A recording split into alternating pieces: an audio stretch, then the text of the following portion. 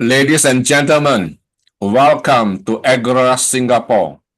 Today is Wednesday, 7th of May. Time now is 7 p.m. in Singapore.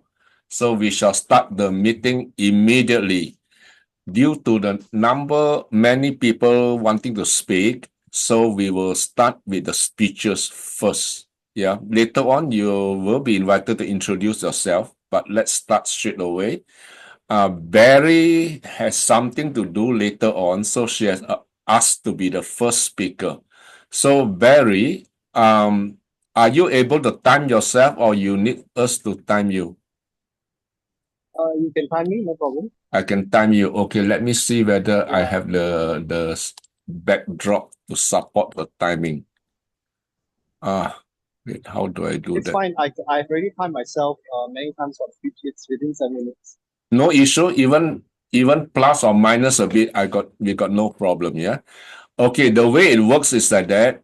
Barry, you have 1 minute to introduce yourself if you wish to. Introduce a topic or tell us how important it is to pay attention to you, for example, or whether you're Okay. qualified, how qualified are you to speak on this topic, right? You have about 1 minute. And then when you're done with that, then you say, okay, I'm ready. And then you start and you can start your timing. So, ladies and Okay. gentlemen, introducing the first speaker from Singapore, Mr. Barry Ouyang. Yay! Thank you. Thank you very much. Thank you, everyone. So here's my 1 minute to introduce myself. I'm Barry from Singapore. I'm 42 years of age this year. I've been in Singapore all my life, and I'm currently a life insurance specialist for the past 11 years. I'm also into metaphysics in the sense of feng shui and tarot cards, just a little bit here and there, because I believe that luck plays a part in business. So today, my speech is about how to make people like you and what I'll be sharing about my experiences on the 11 years of my journey and also a bit here and there on metaphysics, luck-based readings. So that's all. So can I start now, Bante? Yes, please proceed. Oh, okay, so I'll start. So, good evening, everyone. They say the fastest way to make people like you is to give them money, right? Of course, everybody likes someone who gives them money. Unfortunately, I'm a financial consultant, so that doesn't really work for me. In fact, I take people's money, help them plan their future, and then I say, you're welcome. The amazing part, they still like me. So maybe they're just afraid I'll come back with another proposal. Maybe that's why. You know, my mother-in-law once told my wife, I'm not sure if your husband is a financial planner or a part-time magician. My wife said, he's both. He makes your money disappear and your worries vanish. I still don't know whether that is a compliment. So let me ask you, how many of you have met someone you instantly liked? If you have, raise up your hands. How many of you have met someone you instantly liked? If you have, you raise up your hands. How about how many of you, right, would have met someone you disliked even before they open their mouth? If you have, you raise up your hand. I have. And some of you are thinking, maybe yes, I've seen this person in the Zoom meeting last week, right? And that's the thing. We spend so much time trying to be accepted.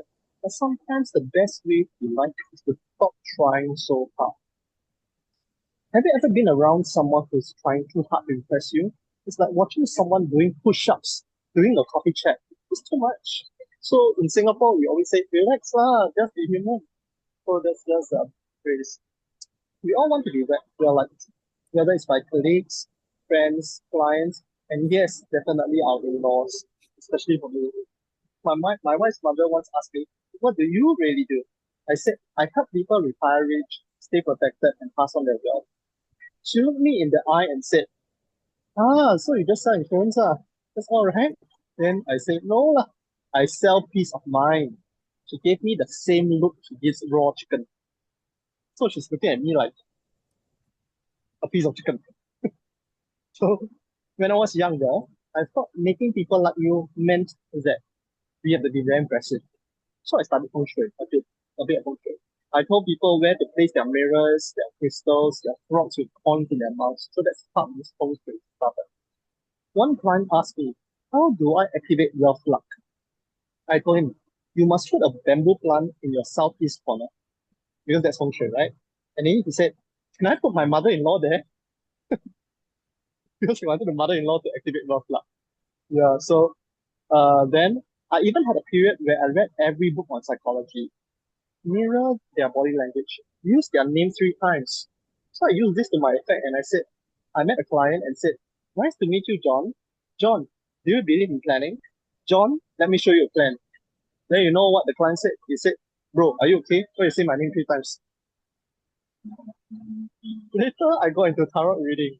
One lady pulled the Tower card. The Tower card is about disaster, change, and collapse. She asked this question when she pulled the card. She asked, what does this mean? And I said, I think it means that you need a holiday. So after about 3 or 4 years in metaphysics and 11 years of finance, right, I realized one thing. People don't like you because of how much you know. People like you because of how you make them feel. In tarot cards, we don't just read cards. We read people. They want to talk. They want to be heard. They want to be understood. One woman said to me, I think my husband is the bad energy in my house. And I said, well, let's not put him in the southeast corner, right? Because that will make you worse. That is bad energy plus wealth. So he has all the wealth and you don't. And as she talked more, I realized she didn't want a tarot reading. She wanted someone to listen without judgment. No advice, no solutions, just presence. Because people don't remember what you said. They only remember how they felt when they were with you. In my early days as an insurance professional, I was very serious. I would use graphs, tables, spreadsheets. I even memorized fun performance numbers. So one prospect looked at me at my proposal and said, "Oh, very detailed." And then added on saying, "Can I get this same plan for my cousin?" Because they're not buying from me, they're buying from their cousin. So that's when I started sharing stories, real stories like about my father. My father was a practical man. He didn't believe in insurance. He worked hard, he saved what he could, but he got hospitalized twice. In those 2 times, he had to borrow money from his brother, who reminded him, my father, every Chinese New Year about that loan.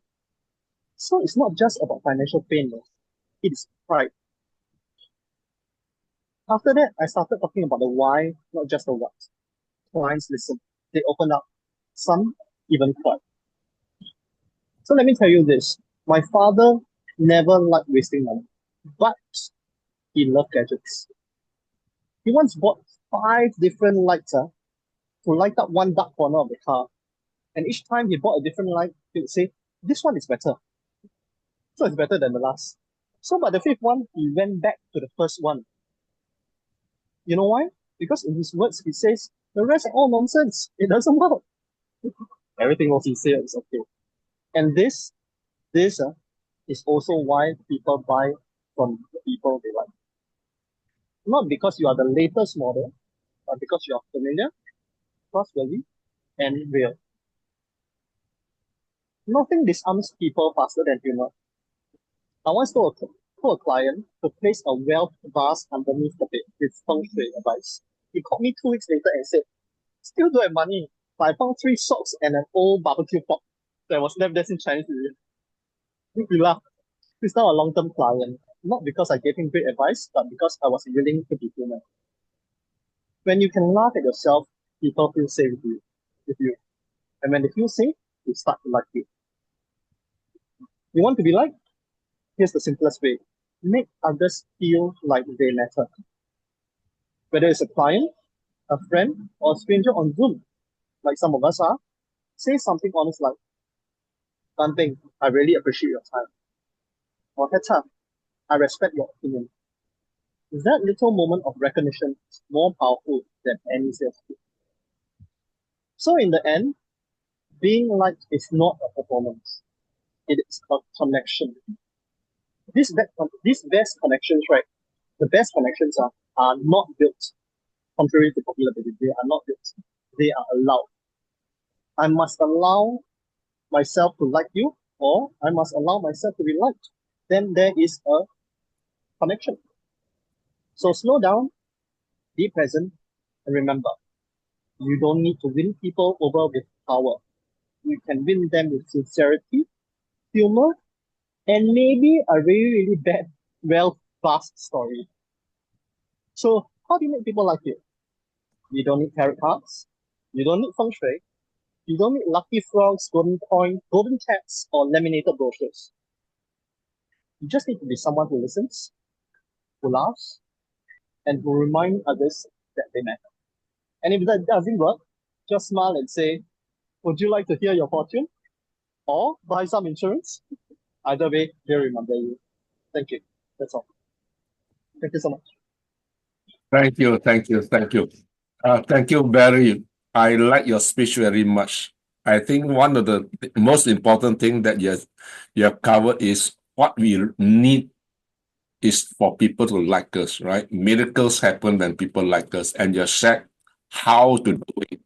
And I think it's a good idea. Although I also like magic show, I also like tarot cards, I like that kind of stuff because if somebody entertain me, I may know it's not scientific, for example, but I will still like this person because he tries so hard, right? Okay, let's get some feedback from the other people present in the room. Who would like to share your observation or how can Barry do even better on this speech? Would somebody volunteer to share something? Could I start with something positive? Yes, Hetta first. I Abdul like, can come later. I really like your energy that you put into your speech. It comes across in your facial expression, and your whole body language tells us that you really believe in what you're saying. And you also have natural hand movements. Of course, because you had to hold your microphone, you could only use one hand, but you couldn't actually stop talking with the one hand, and that is very good. It shows that you have natural hand movements. But I think your best, possibly the best thing that you have is the energy with which you put your thoughts forward. And that is why we actually listen to it. And I liked your message because it was one of my big things that I discovered this year, how many people don't recognize other people and make them feel important enough so that they can actually, and I try to teach people that if you respect other people, they will respect you. And I think you brought that across too. The only thing that I would say negative is you talk too fast. I must really, very struggle to catch everything. But if you could just talk a little bit slower, we could catch much more of what you want to say. Yeah, thank you, Hetta. Very, very good observation. I think in Singapore, life is so hectic that people have to speak very fast. So we need to slow down. I think I think it's Abdul, also because of your own language. You speak a quick language. It's very hard. When you speak English, you also rush through it, and it's very hard to catch it. indeed, indeed. Yeah. Thank you, Hetta. Abdul, you raise your hand. Would you like to give some feedback to Barry? Van Peng, thank you very much for asking me to attend your Agora. I think probably you do it every week or every month or every year. But Yes. I really appreciate for inviting me to have a word. And your theme is so simple, but at the same time, it's so, it's so big. Because when you say how to speak, and that's why I narrow it down to communication. From what a young man, because what I ask is, what are we trying to achieve within this time we're talking, so that it will be more constructive, we can learn from each other, and we can move on. Because it's a very diabolic theme or that you've picked, and that's the honest truth. Because when I look at it, I first look at who is the person talking? What is the background of that person? You don't treat a child how to speak or how to walk. The child takes a lot of things that we say as adults. And that is replication of how the child continues to now talk to people. But let me just address, since that's why I've raised my hand. Also for the young man that I've just spoken. And also he spoke with so much energy. He was very, friendly. And that's one thing he has. He has a power of communication. Because when you smile, doesn't mean, when you smile, your facial expression takes a lot. You don't have to talk sometimes. Yeah, but so you can see the energy in him, you can see the friendliness, you can see a lot about his personality, and I think I want to commend him for being very free. And that tells you a lot about a person, and that's what I saw in him. Thank you, Abdul. I appreciate that very much. I think absolutely when you're speaking, communicating, what do you really want, right? What do you want to achieve after the time is up? So thank you so much, and thank you for encouraging our young man, Barry. Yeah, Barry, your energy level is true. I think Abdul observed it very accurately. Thank you. Okay. Brian, do you want to say something? Yeah, sure. Barry, I thought your speech was wonderful that you talk about the relationship in a way that's really your observation that's correct. And at the same time that I thought the presentation could use a little bit of a few helps. First, as Hetta said, that you tend to speak really fast and especially when you're outdoors with some kind of noise, it's hard to hear sometimes when you're talking. So slow down when you are actually making a presentation rather than just talking to another friend or other people. Second is to have some pauses. Now, when you have finished a point, you can pause and you can look around, see people's reaction. Because making a presentation is not really a one-way street that you keep talking and talking and talking. You need to slow down, also observe how people get your idea and maybe even asking questions. So I thought the whole idea is good. It's just you need to brush up some of your presentation and also need to position your camera a little higher because you're like looking down to the audience here because of the camera angle. I think I would like everybody to kind of look at the same level with the other people's camera. So this way that you appear to be equal to other people. So that's something that you could think of when next time you are making a presentation. Thank you. Thank you, Brian. Yeah, that's excellent feedback. Yeah, I didn't think about the camera and how to manage it. That's really good. Okay, now if you don't mind, Peng, can I come in one quickly, please? Sorry about that. Can I come in? Sure. Thank you. You see, the gentleman that has spoken, very eloquent. That's fine, what he just said. But I tell you, it doesn't work in real life. We're all different. One thing is about empathy. If you have 100 people, 1,000 people, you don't expect you can carry everybody along. If you have the best writer, which is part of communication, somebody who is not even as learned as you will still find something faulty there. It's a normal thing. We are different.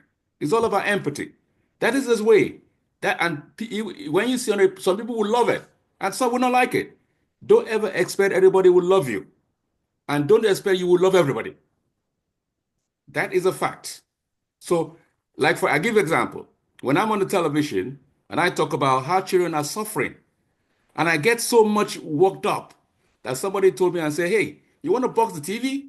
Why don't you just take it easy? Relax. So the next time I was on television, I crossed my faith and I was relaxed. But when I start seeing the concern, the problem people are going through, suffering, I didn't know how I got up again. That is, people are different. So some will like the way he is because they can see the passion in him. And some will say, oh, what's wrong with this? Those are people who don't listen. So sometimes we need to understand everybody has his way. We just have to. But that doesn't mean you should not learn and take example like what Brian has just said. You can't write everything off. You learn every day. That's what I can say. There's something he can pick up from that. And also he has his own style. Some will also love. Thank you. Yeah, thank you, Abdul. That is so true. That is so true. Everybody is different. Everybody understand the message differently, or some even don't understand the message. That's normal, but we try. Communication skill is something we got never end in terms of learning. I can see Dunstan Chan is in the room. Dunstan, can you hear me? Can you hear me? I can hear you, but I cannot see you. Yeah, I know. My camera gone koyak. It doesn't matter. You don't have to see me. Okay, I know you want to be the first speaker, but you came in a little bit later, so you are the second speaker. Are you ready to go? Mm-hmm. Okay, you have 1 minute to introduce yourself, because if I were to introduce you, it takes like 5 minutes. Oh, So no, you you don't. introduce yourself and then you can start. Yeah, please go ahead. I think I know most of you guys. I mean, my name is Dunstan Chan. I have been with this public speaking communication thing for a long time. I think maybe about 50 years, because I, I was a barrister, right? And which means baristas, lawyers, they earn a living by speaking. Right? That's what I did, and that was a long time. That's what in the 70s. And then I was part of this public speaking organization called Toastmasters. Now, of course, with Agora, right? And so I do quite a lot of speaking and a lot of teaching as well. And so today I just want to share some ideas with you guys, and it'll be great. Well, thank you, Anpeng. Thank you. Please proceed. I'll proceed. I have to share screen, huh? Can you allow screen share? All right. Do you see my screen now? Coming up. Oh, I see a single spark. Yes, it is single spark. All right. Now, okay. Now this topic was I think I did discuss with Ban Peng before as well, you know. And I thought this is quite a fascinating topic, you know, that you can start something small and becomes really big, right? So this is a well-known expression about a single spark can start a prairie fire. Now, I want to bring your attention to the letter can, which is in yellow, right? You can see that? Huh? So it doesn't necessarily mean that a single spark will start a prairie fire. It can start a fire. So there are certain conditions which allows it to become big, right? Now, I'm particularly interested in this particular expression because I'm inspired by this person. Some of you may know who she is. Anybody know? Huh? Oh, I don't Right here. recognize. This is Master Chen of Ciji. Right? Ciji is one of the biggest, if not the biggest, charities in the world. Right? And they run the free hospitals, schools, a lot of collect donation, help the poor and all this, and responding to disaster as well. Ciji is really, really big. It's really big. And but how did it become so big, right? So it started with this lady. Her name is, we call her Master Chen now, because once you're a leader of a Buddhist group, we use the master as a neutral gender term, right? Now, what happened is this, when she was, how it started like this. When she was a young novice, right, that's when a young nun, I think she was only 18 years old at that time. She's from Taiwan. And she's a Buddhist nun, a novice at the time. So she went visiting poor places and all. So she was in a hospital at one point in Taiwan, right? And the area is the Alishan area, which is the mountain area where the original native people of Taiwan came from, right? And there was a scene at the hospital which shocked her and moved her, is that she saw a Alishan woman who was lying in the corridor of the hospital, and she was having a miscarriage and she was bleeding. She has been carried down from the mountain by her relative. But unfortunately, the hospital would only admit somebody if they can put a deposit of a certain amount of money.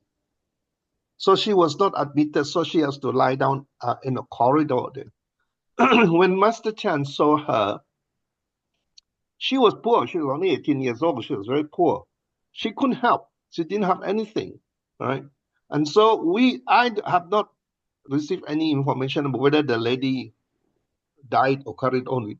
But anyway, she was so heartbroken by that particular experience that she was determined that she wants to do something. She wants to devote her life to help other people. So what did she do? And this is exactly the term called as single spark, right? She went back. She went to her mother, and this is the 1966, I think. And the housewife before, right, used to do the shopping every day to the market to prepare the meal for the day every day. So the husband would give them a certain sum of money, right? We call it the money for marketing, they call it, right? And they buy the food for the day. So she told her mother, every day when you go out shopping, can you just take out 50 cents, Taiwan cents, at that time, and put it in like a piggy bank, it was made of bamboo, right? Just put it in there every day. And then tell your friends, all your friends, right, to do the same. So they did that. He said, not much, not more than just 50 cents every day. And it started from there. It started from that single act of generosity by the housewives, and it grew. So that was a really small spark. And it grew. And these are some of now they do kind of a souvenir of that. You see the umao, if you see the green color, umao means 50 cents, right? And so Suzi then became, over the last how many years, sorry, I'm jumping the gun here. Suzi became, in the 60 years period, become one of the biggest, if not the biggest charities in the world. They opened a free hospital, free universities, free schools, and do a lot of charity works, a lot. And I know what they do because my wife's also a volunteer in Suji, and I'm very impressed by the dedication. So you see, from a small experience like this, and she was touched by that experience, she started lit the spark, right? And it grew in a space of 60 years to be the biggest charities in the world. Then the other person, some of you may be familiar with that because many of us were Toastmasters before as well. And this man by the name of Ralph Smedley, he was the director of the YMCA in California. I think it was in LA actually. And he realized that many of the young people are afraid to speak. They're afraid to face the audience. But he knew that public speaking is the very important skills we must learn. And I think in the WhatsApp of these Agora's group, there is a guy, I think, who keep on presenting video about the importance of public speaking. See? So he was, what they call this, he was mesmerized by the idea that public speaking can open the way to your career. Right? So he started a thing called the Toastmasters Club in 100 years ago it was, right? 100 years ago. And now the Toastmasters Club has, I think, hundreds of thousands of members, and they have clubs in all over the world. But that's not the end of the story. Just because you lit a spark doesn't mean you're going to create a prairie fire. Ralph Waldo Emerson, some of you may know him, he said, nothing great has ever been achieved without enthusiasm. That's mean we can all decide. That's why I refer to one of our members in the Agora Club. He is always producing very good video on the importance of public speaking. But it stopped there. It didn't go on, right? So what Emerson was saying that you can have a great idea, but you must pursue the idea, and the only thing which drives you is enthusiasm. See, you get spark. So if you do not have anything to drive you to do something, you are like this boy, who dream of wanting something, but we sit there. And I give an example of because we're in a public speaking clubs, public speaking organization. There are a lot of people who say, oh yeah, I want to be a great speaker, I want to do this, but they never go and learn the skill. I hardly see any, because we believe the skills you learn is only through doing it, not by reading, not by watching my videos, but you must do it. So, but I noticed that a lot of people don't do it. They just want to do it, but they didn't do it. So it's just like a little boy who dreamed that I want to be a great speaker or whatever it is, but he left stuff there. So he will stay like that. So eventually, the little match which you use, the spark will die down. That's it. Right? So, what I want to say here is a very short talk, is that if you have enthusiasm, you are being fired by this particular inspiration of yours, wanting to help the people, want to be a great speaker, whatever. If you're fine, and you have this great enthusiasm, then you are prepared to put in the hard work. Right? And I put this thing for you to see, is very interesting. I used to be I'm still a very avid tennis player, all right? And sometimes when it rains, we have to dry the court.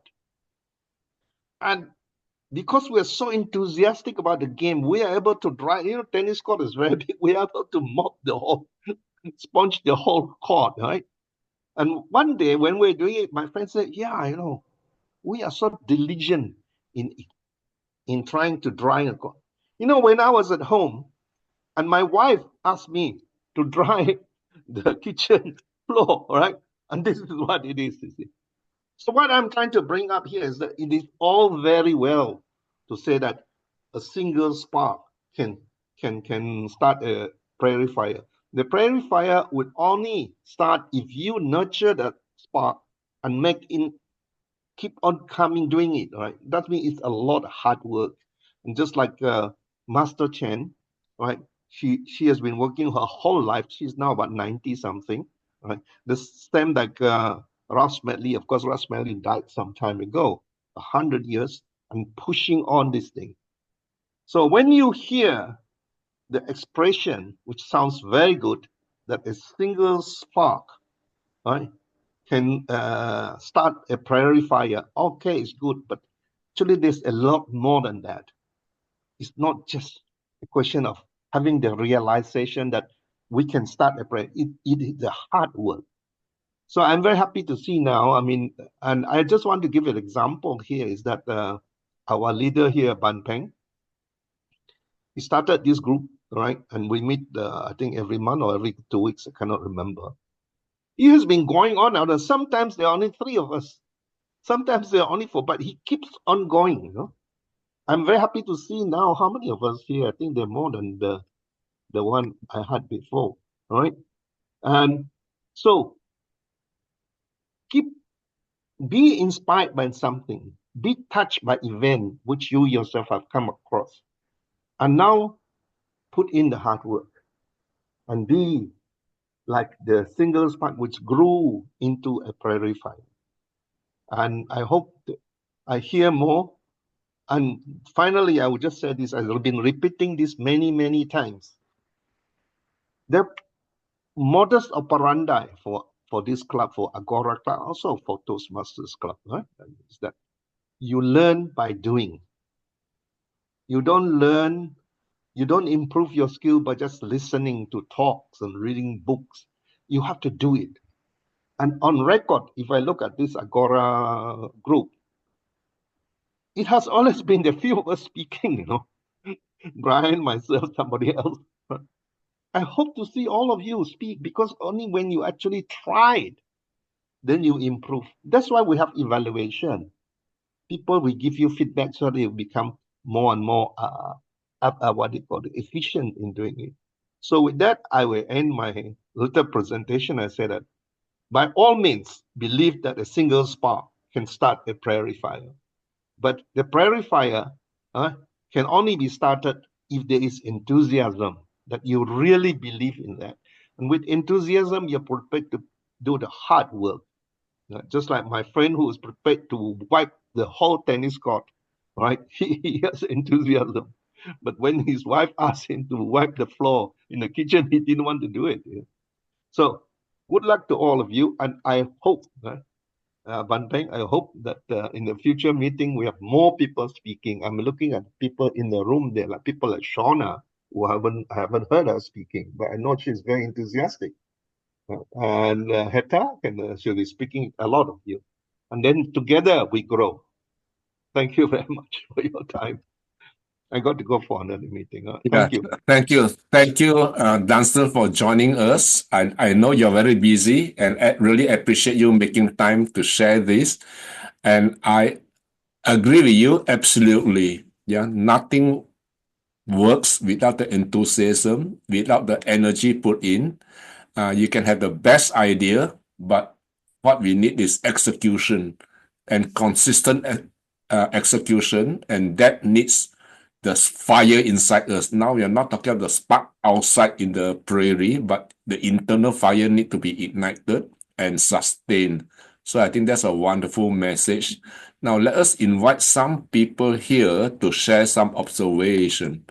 Who would like to tell us how this resonate with you? Or what we can learn together? Brian. Okay, Brian? sure. Please, Hetta, please carry on. Oh, Brian had his hand up Oh, first. Brian, please. Brian. Okay.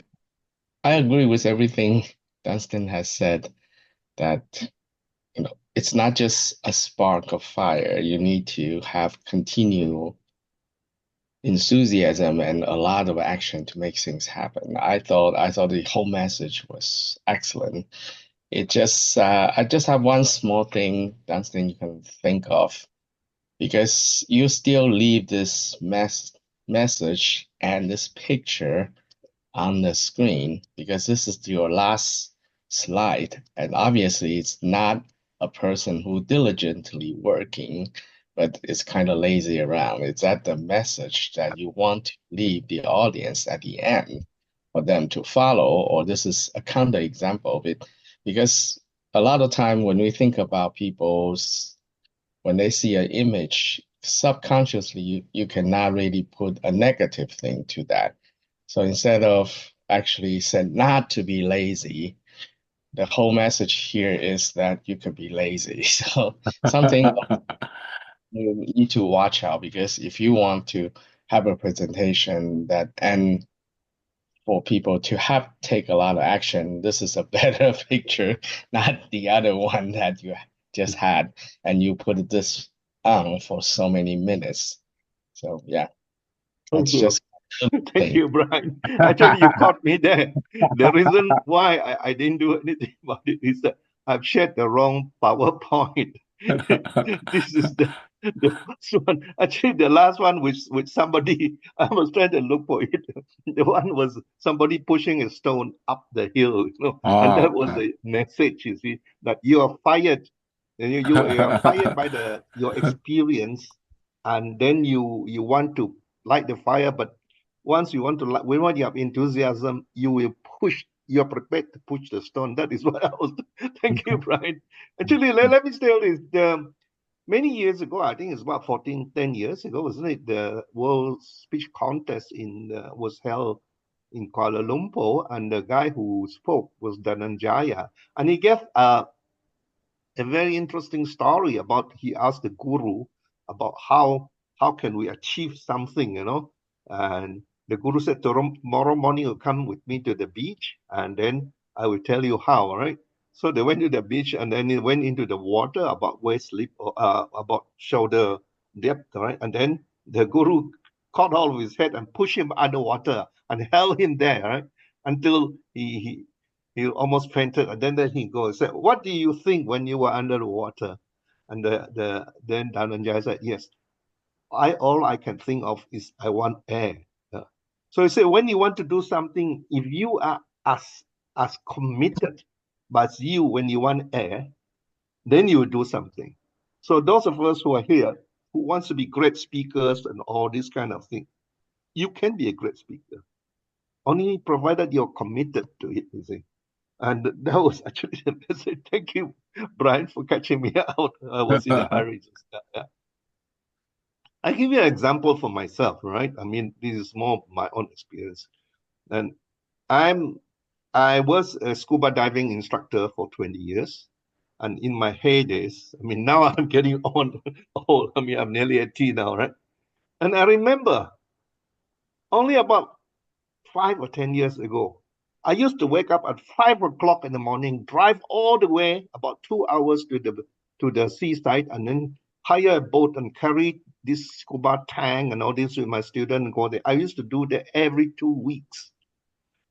Now, right, and I was driven by the sheer whatever it is, desire. And now you ask me to carry anything across the room, like my wife asked me to move the table. I didn't want to do it anymore.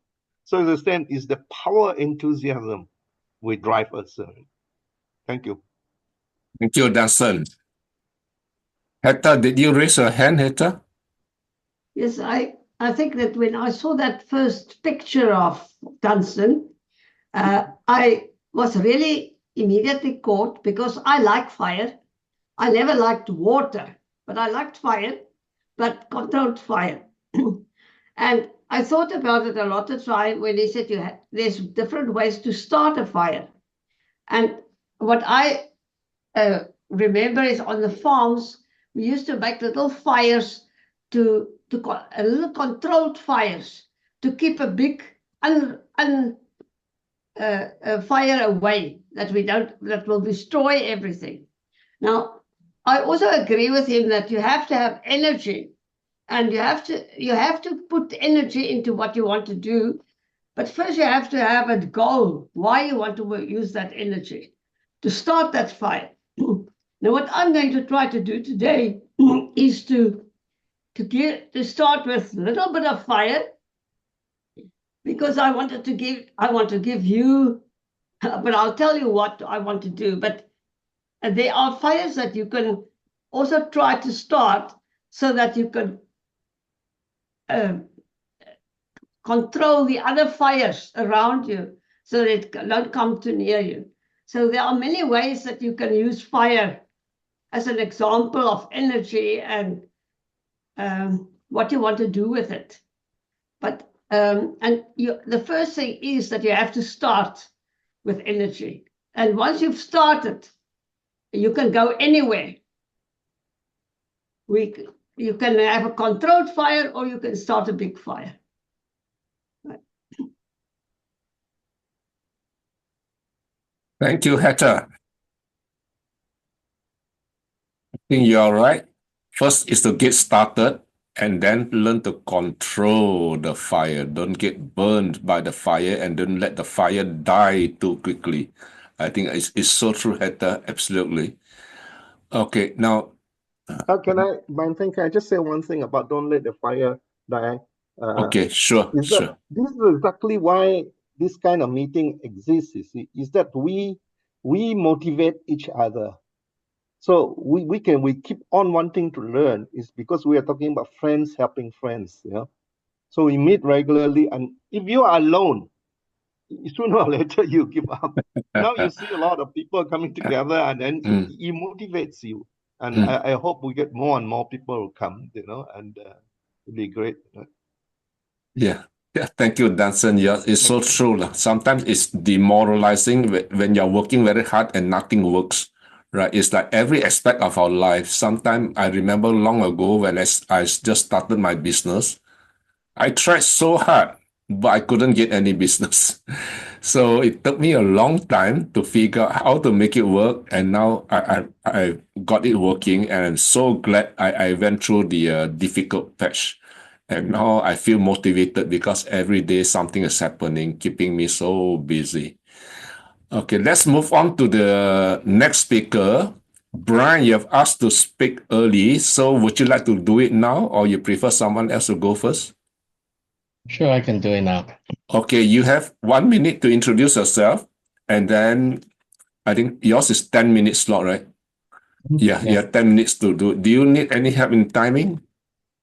Or Yeah, I can time. you can time yourself? Sure. Okay, good. Take it away, Brian.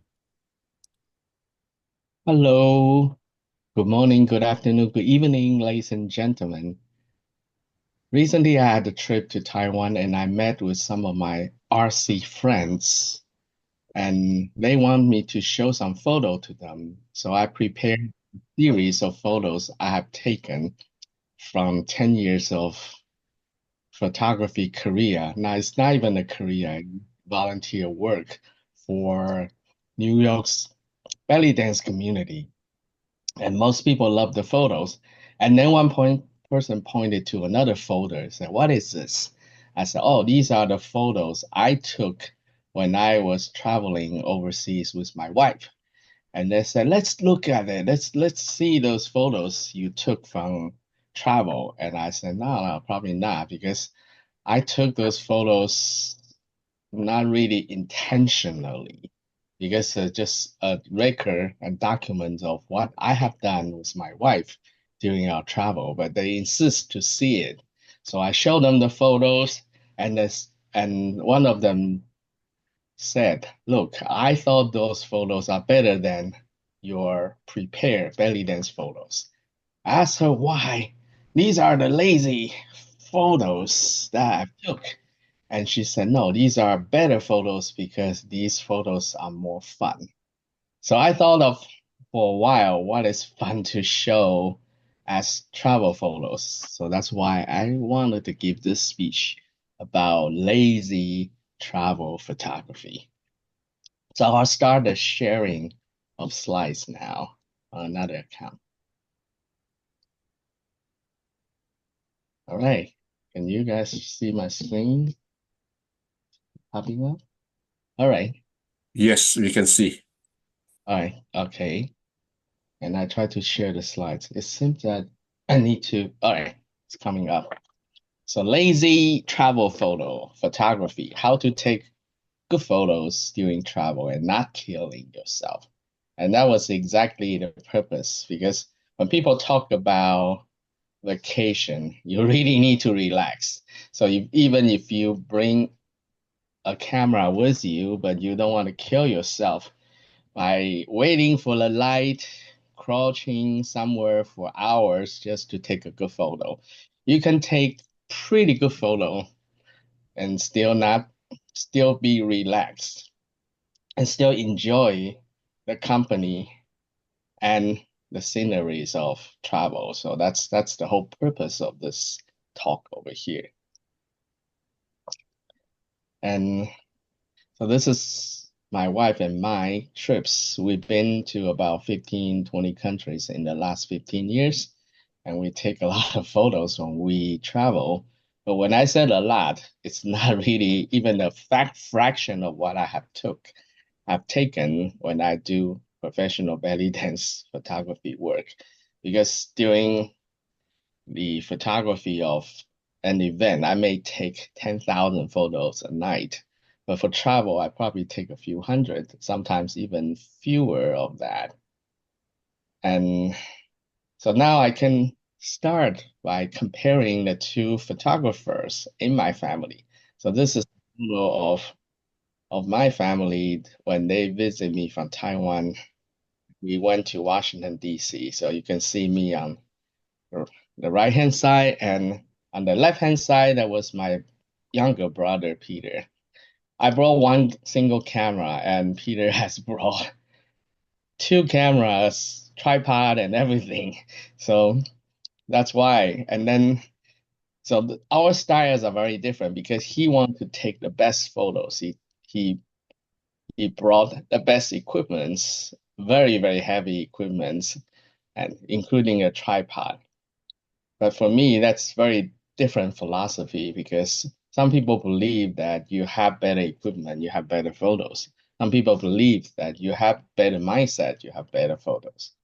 And for my friend, they prefer my style to have travel light and still take good photos. So here you go. How to take lazy photography. For me, there's a few points here. I'll go through them quickly because I already mentioned a few of those points. Less is more in terms of equipment. Number two is to allow some time and space to observe people, observe places before you even take the photos. Number three is that you don't need to wait for a perfect setting, a perfect sunlight, a perfect crowd. You can just improvise and still be pretty good with that. And number four here is to have some interaction, especially playful ones with people and your surroundings. So these are my four very short tips about taking lazy travel photography. And I'll show you what I mean by this by showing you some examples here. First off, this is a photo I took in Paris while walking on the street, enjoy what the Parisians did at that time, were just lazy around. And I thought this is a pretty good photo. Even I took it quite lazily because I can see how people live their life. I can see the Arc de Triomphe in the background. So in any way, I could even put this in a magazine. Still a good photo. Even when I was taking this photo, I was kind of lazy and relaxed and just to have some fun. So you don't have to really kill yourself to get the angles. And these are some photos I took at different cities. The one on the left is when I visited the City Hall in Berlin and I saw the reflection. On the right-hand side, it's when I was traveling on the bus from Budapest to Vienna, and I saw the person sitting in front of me, and I thought his hair was kind of interesting. So I took this one here. And then when we talk about people who are lazy or relaxed, these two are really relaxed because this is a very gloomy early morning in Lyon, end of last year. And it seems that they are enjoying themselves, the fresh air, mist, and I was too. And I really enjoyed that, just sitting in a small plaza and watch people come and go and take their pictures for 10 minutes. And I didn't even stay more than 10 minutes in this place. And I took this one photo. Next one up was earlier photo of mine when I was traveling to Australia. And I stopped actually to take a bathroom break. And I saw some sheep or lamb in the field. And I took this one. And it seems that when I brought up my camera, all the sheep start looking at me. And that's how this photo was done over here. Next one was from Japan when I was traveling with my wife. And this is the Japan Bridge. And this guy would just rush to work. And I thought this is wonderful because this mixes all the old charms of Japan on this particular bridge with the highway overhead. And the people rushed to work. Only one person rushed to work. And I thought I really like this photo and my friends too. The next one I took when I was on the roof of the Milan Cathedral. it was a pretty bad weather day that day. So the sky was gloomy and there's a lot of people on the roof and they're crowding and trying to take good photos. And for me, I thought the roof was kind of tilted, so I took this one, and many people like it because this is not the usual cathedral in Milan that I have seen before. And the last example here I want to show is that you can get some helps, not just from the people, also the surroundings. And for me, pigeons are the best helpers for me because every time some pigeon shows up with statue, they are creating some fun memories for me and also very comic images that we have. The one on the left was taken in Boston, 2007. On the right was taken in Prague, 2019. And you can see that in each one of the photo, it's just a regular statue that's been there for a long time. But with a little bit of a help from a pigeon or something else, the photo will be much more fun to take. So these are some of the examples I have for taking lazy photos. So again, that the tip is to have your camera ready, but not necessarily means that you are taking a lot of photos here and there and every minute. And I actually encourage everybody to observe more and shoot fewer photos, because when you put down your camera and look around, you actually see more of what you are at, whether the places, the people, the atmosphere, the weather, and everything when you put down your camera. And also one tip that I have for taking travel photography is that you need to blend in with your surroundings. So if you take photos of, say, your wife or your husband or somebody, and the face is 60 or 80% of your frame, you don't really know where you took the photo. Because if you don't blend your subjects or your people in with the surrounding, you don't even know whether that's in Singapore or in Taiwan or in US. You have to have some imagination and blend in some surroundings. And number 4 here is to study other people's work when not traveling, because I believe that the more training you have on arts and photography, the better you will take photos when you actually do that. And the last one here is just to have fun, a lot of fun, because to be lazy and still take good photos, you need to have a certain mindset. And my mindset is to be relaxed and not really killing yourself taking photos. Just enjoy your vacation, and when you see something interesting, and you can take the photos there. So these are some of my tips about taking good photos while traveling and still enjoy your relaxed time as vacation. Back to you, Mohammed. Wow. I really enjoy your presentation. And not only the tip, it's also the photos themselves are so beautiful. And you say you don't need like special planning, go on special post position and stuff like that, and only one camera. So it's amazing. It's so beautiful. I think it must have taken a lot of effort just to consider where to shoot, how to shoot, which angle to shoot, right? And when the opportunity comes, you just do it. It takes, I think, quite a bit of practice and not only practice with the camera, practice in terms of eyes observation kind of skill. I think it's really, really very good. Okay, perhaps some of you like to share your observation of Brian's presentation. Anybody volunteer can raise your hand. Okay, Hetta, please. I actually want to agree with him. I really enjoyed your photos. My grandson is a photographer. He studied that too.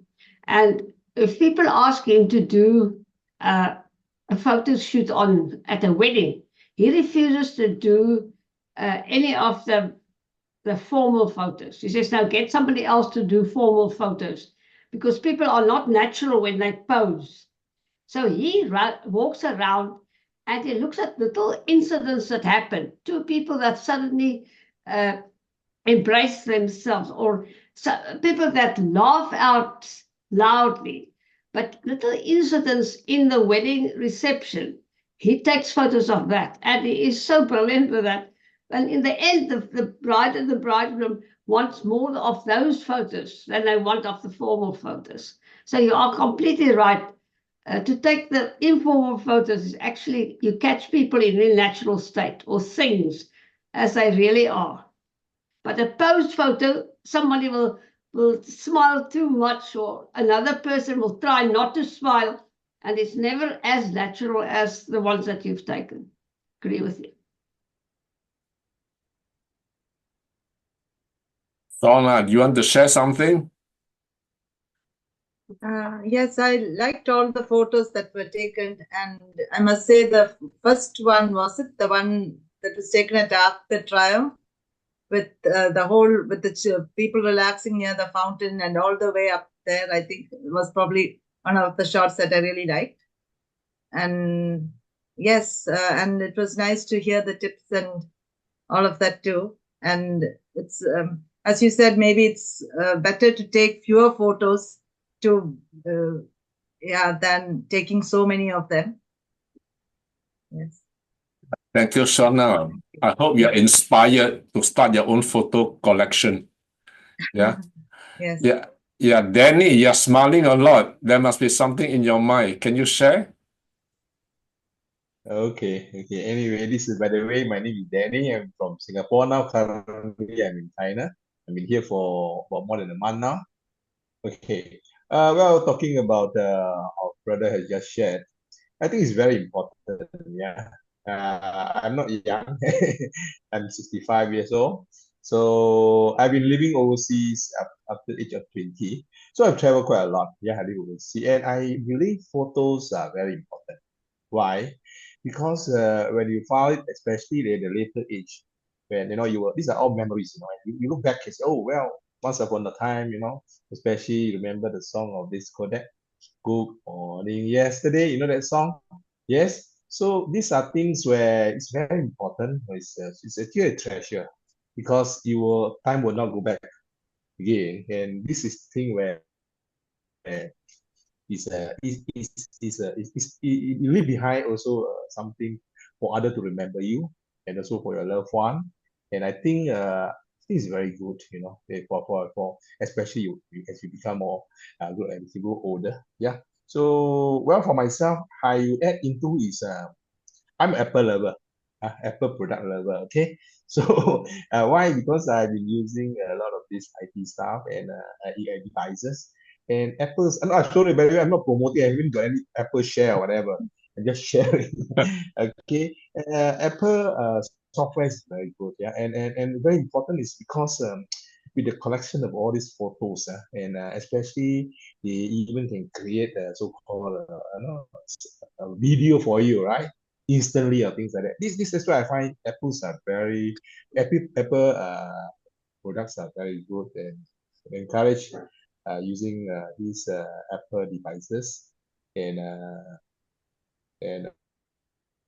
well, thank you so much, Brian, for sharing, and it's very important. Yeah, I always try to share this. Thank you very much.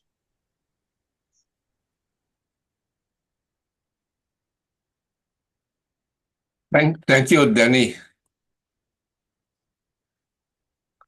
Okay, there are a few people here book their speaking slot. I think the next we can have Shona.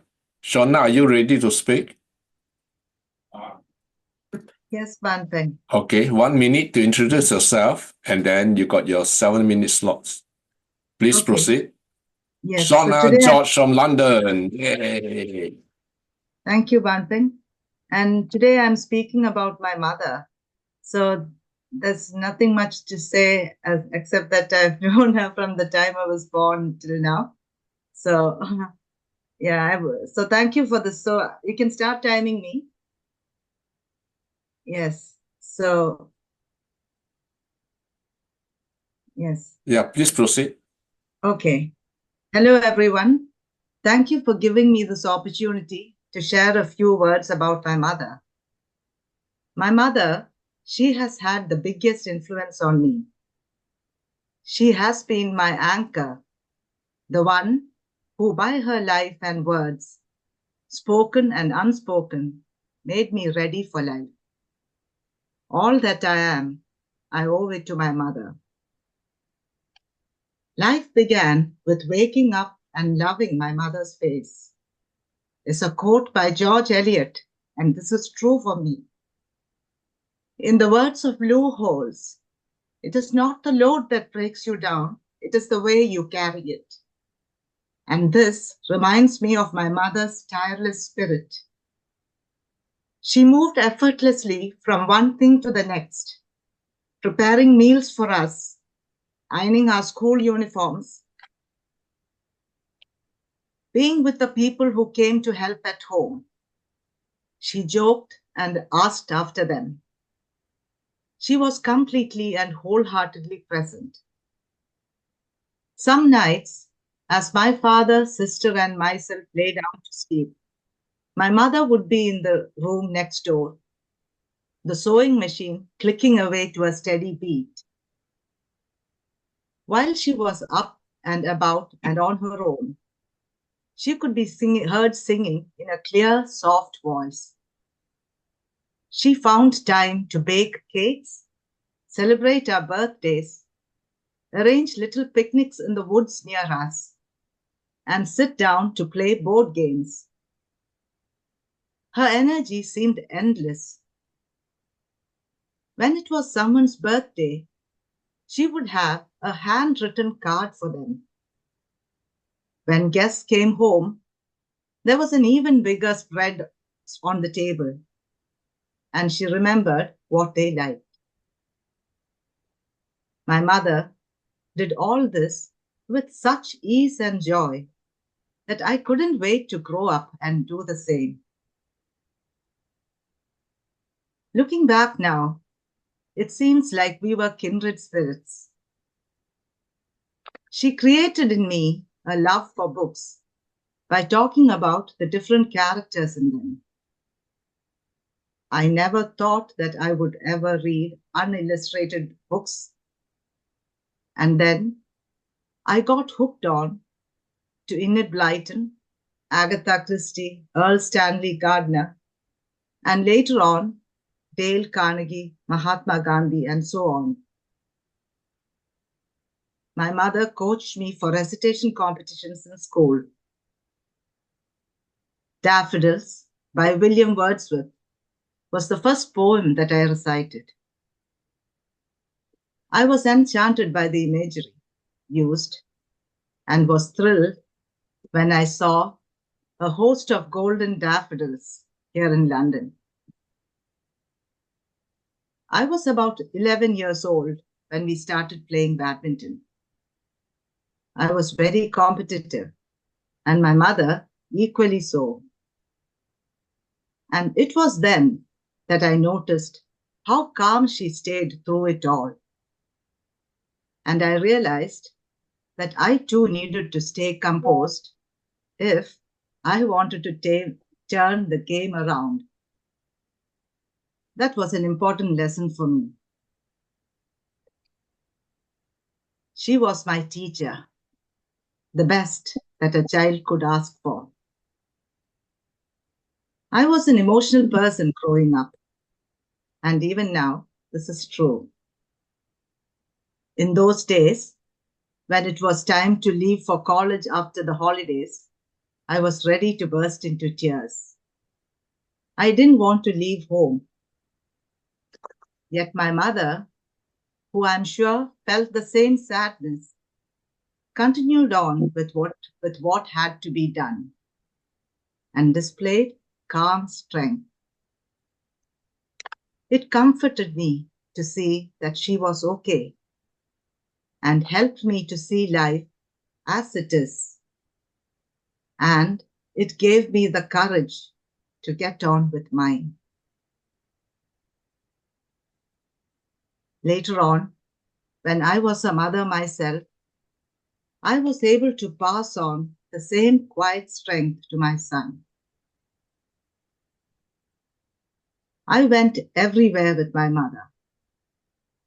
We made trips to visit my maternal grandmother. This was also where we did our major shopping. I watched my mother getting things done, interacting with shopkeepers, and thanking them before leaving the store.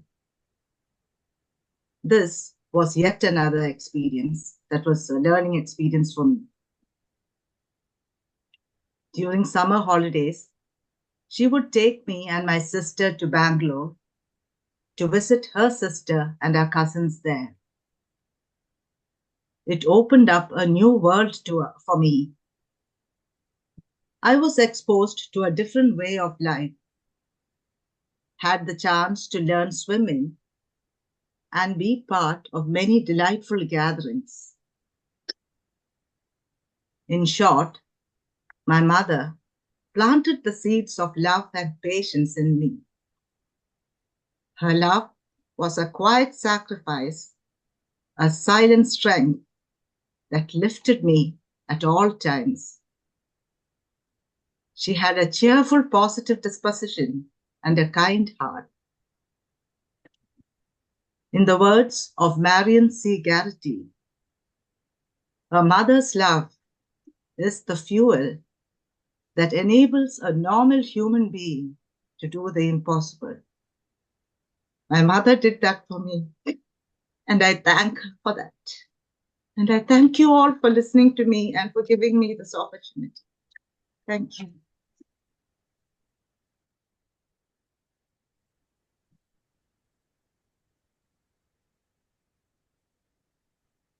Thank you, Shona, for sharing a very personal story. I think everybody will agree with me that your story resonate and warm our hearts because you really come across as very authentic, a very real person who have benefited from the mother's love, and your mother is like your role model, and you took after her, and the resilience that she built in you took you through the ups and downs. And I know you have experienced quite a bit of down and very deep down, and you managed to fight your way up, and now you're on the up with a place in the sun. I'm very happy for you, Shona. Well done. Okay, anybody else want to share some observation with Shona? Mike, you can say something. Of course, how could I not share something? Okay, thank you, Bampeng. Thank you so much, Shona. I think we always love to hear and find out more about an individual who is speaking. And being able to share your emotions with us is a real privilege. Thank you for doing that, for trusting us with that, that activity. So we all have the same setup. We all have fathers, mothers, and maybe we still have living parents. Maybe our parents have died, passed on, but we're all in different stages of development. And in the world, there are people moving through life at quite fast rate, but it's always good to slow down, take some time, find out what is really important to us. And from your message just now, what I received was take time, consider your parents, consider your mother. Yeah, I mean, that's just one thing that I got from you. And I would expand that, consider other people close to you. We're so busy nowadays doing things, we have no time for ourselves. We have no time for other people. And it is confusing. It's confusing for us. Our body doesn't know what to make of it. And other people are looking around thinking, what is he doing? Why is he doing that? And they don't know what's behind it. I mean, there's one saying that I like, and it's not really appropriate here, but it's connected, is never complain about somebody until you have walked in their shoes for a day. Yeah, get into their life. What is it that's happening to them to make them such an obnoxious person? Yeah, I mean, there is good in everybody. I'm trying desperately to find something in Donald Trump, but I think we will at one time. And I mean, we already know. I mean, his mother was from a very small island in Scotland. She left Scotland as an immigrant. I think she was 18, 17 or 18. She went to America with nothing. Yeah, she had nothing. And she put her trust in going to this land of hope and glory. And she married Fred Trump, and the rest is history. But she was, again, I think, a unusual person in that she was very negative. She showed, it seems, from what we've heard from Mary Trump, she showed no emotion to her kids.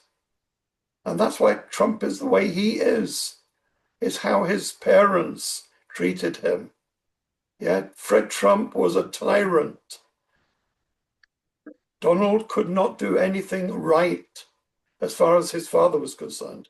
So he grew up in perpetual fear. And now he doesn't have parents, but he is making us live in perpetual fear. It's his way of getting back. But seriously, it's something we all need. We need to think, what is the emotion in that person? What is driving them along? What is holding them back? My background was 45 years in human resources. And I look at somebody's CV, their file, their interviews for hiring interviews, and they are the best thing since sliced bread. But then they're in the job 6 months and they are the worst thing that could have ever happened to this company. And you think, who hired this person? Oh, it was me.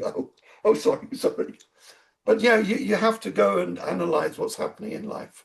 And I think that, I mean, I've spoken longer than I think you did in your speech, but it's really important for all of us, yeah, to get down to the grassroots. And emotion is where it all happens. So thank you for giving me the opportunity to think in my own mind, yeah, some of these things around your experience. Thank you, Shona. Back to you, Bampeng. Thank you, Mike. Thank you. I really enjoy your comment, and I didn't know the history of Donald Trump, and now I begin to understand why he behaved the way he does. Thank you for sharing that, Mike. Okay, Abdul has requested to go next. So, Abdul, are you ready?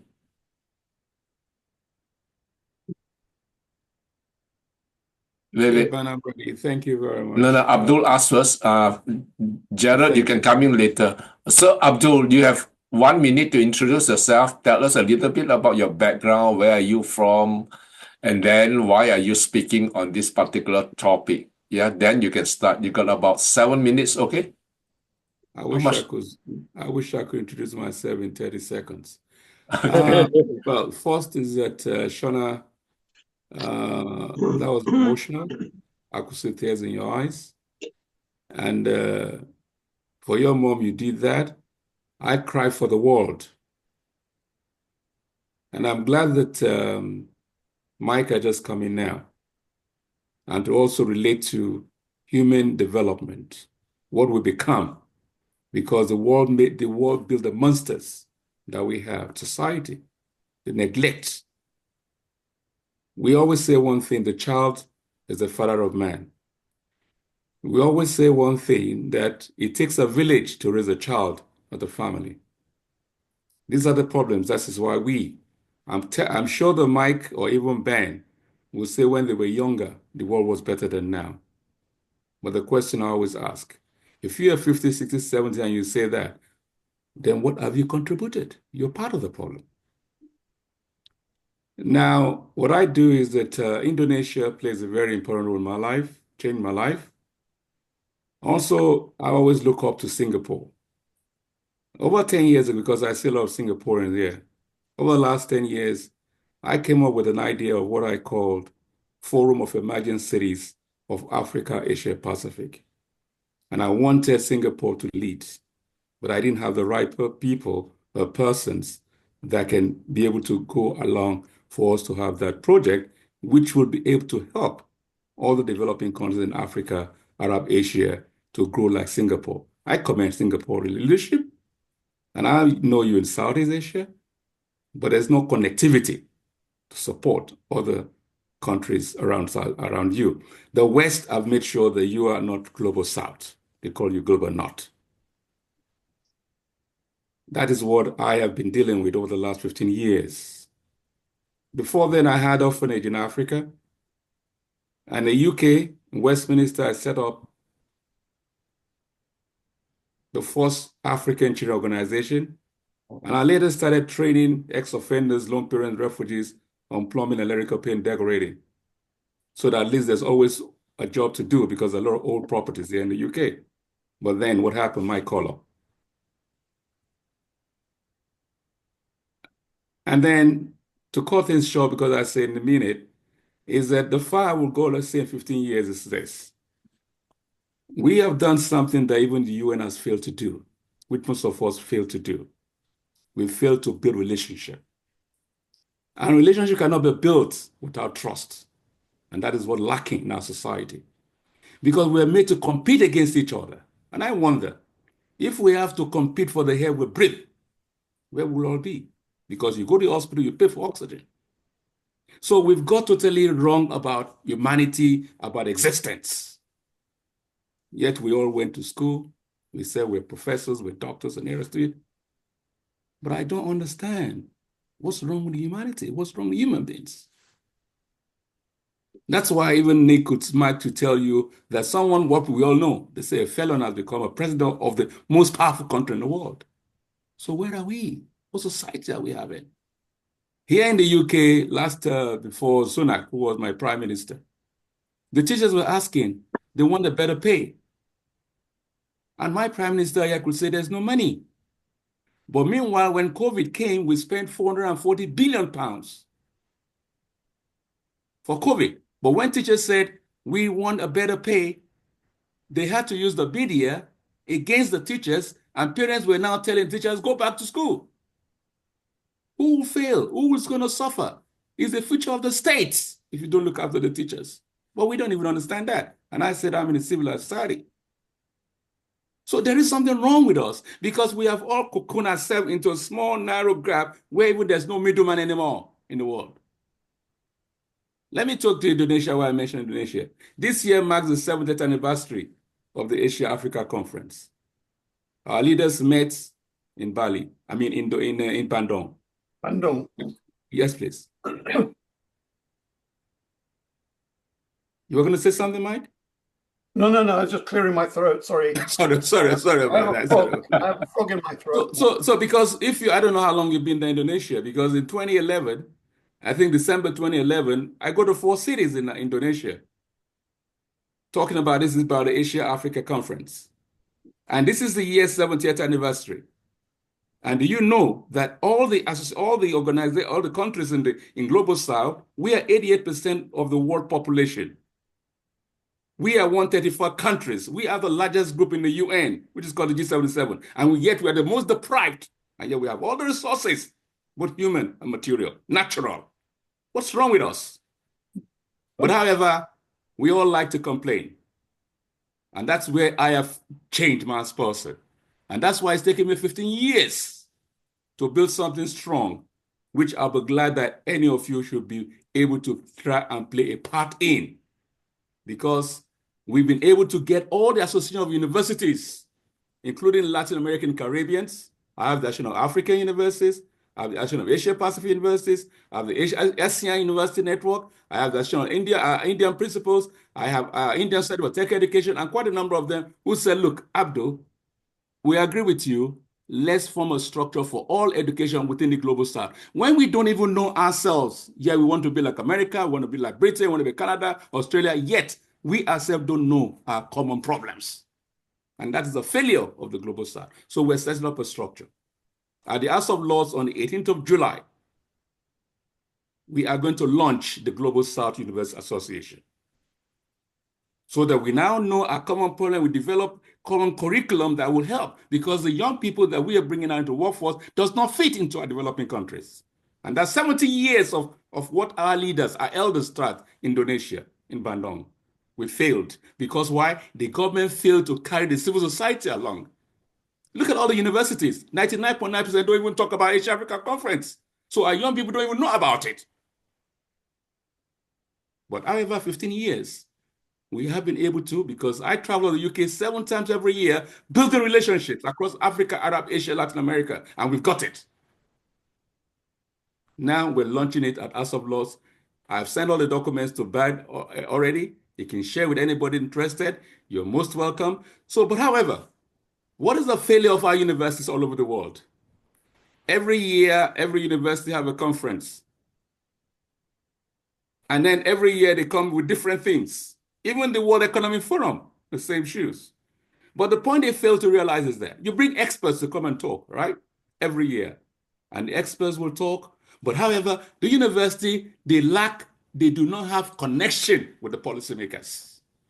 Because even when the policymakers come to the conference, they behave like lords. And when they sit there for about an hour, you see them off like lords, like whatever. And then they take the steam out of that conference. That's what we do in our universities. And then when those documents delivered, you don't have a structure to process them. So that's the failure. So it's like, come to my party, I come to yours. That's what we've been doing. So when we talk about things we said 20, 30 years ago, it's like old wine in a new bottle. We're not developing. So what we have done, for 24 weeks, we were having a webinar, and we were bringing people from different parts of the world. We don't say, come and just talk, because we like talking. We talk too much. But we have to talk. It's important. We have to communicate. We have to dialogue. So therefore, what we did, we told them about our mindset, our movement, what we're trying to achieve. And we said, what value are you there to bring? Not to just come and talk. But however, we did that because most of the time we always put the cart before the horse. Who's going to drive the cart? So therefore, what we did was to build up what we call a think tank, so that think tank will work with the university association when we build it together, so that we can help support, because they don't have the process, the structure, the process, the expert papers. Now this think tank can support and help university to have a policy, which is a policy-driven policy. And then we now say, okay, hang on. What is the job of universities? They produce a workforce, just like industry produce whatever you heat or whatever. So let the university develop the workforce. If they are going to do that, if we don't also have a structure for the Global South on professionals, who's going to drive them and support those universities so that they can bring out the right workforce appropriate for development of the Global South? Now we've got it. And that also will be launched on the same day at the House of Lords dinner on the 18th of July. So we now have the Global South Chamber of Commerce and Industry, Mines and Agriculture. Dr. Kalantri, who is the chairman of the World Trade Center in Mumbai, he's the president of the All Indian Industries, as well as a director international for World Trade Center in New York. He is going to lead as an interim president. And the person who, Director General, who will support him will be the former president of the Pan-African Chamber of Commerce based in Addis Ababa, so that they can be able to ensure they can build a strong and viral Chamber of Commerce and Industry and Agriculture for the Global South, 134 countries. Secondly, we have the engineers. We have the Global South Engineers Association, which will be led by the current president of the Federation of Global Engineers, Engineer Jolo from Qatar. And then we have also a secretary general who will support him. So we have structures on engineers, we have structures on solar energy, we have structures on science and technology, we have, we also have a few others, like even what we're talking about now, which is about Coaching Federation Association. So similarly, we also have one on mines and agriculture is out there. So what we're doing is to build structures within the Global South so that those professionals will support the universities to develop the right curriculum that will fit into developing countries. And then also you find that universities, in our universities all over the world, you find that 15% of our university lecturers are very highly creative. but they exploit the universities. Why? Because they become consultants to either United Nations, to business outside. So they only sit there exploiting university. And then you now have another 15% very creative lecturers. But they don't have, they envy the first one because they don't have any connection like the other one has. So what happens? We have not less than 50% of our lecturers who are just waiting for retirement. So what kind of young, vibrant people can you bring out? And most of our lecturers have never seen the world of work. They've perpetually been in the university. So when these university students graduate, they get out there, what happens? They're in a different world completely. And then when they get into the same world, they go. They go back 15 years or 15 times looking for a job.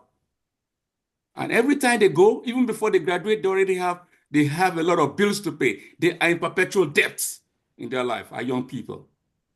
When they get a job, after 15 times, they get probably 3, what do you call it? Give us, what do you call it when you, people have to acknowledge their personality, their characters, and the rest of it. There's a name we call it. And then when they have that, then guess what? They still have to work 30 days before they get paid. Every time they go to work, they have to still borrow money. Our young people. And the worst of it, in 6 months, you can fire them. That's the law all over the world. Nobody's looked at it.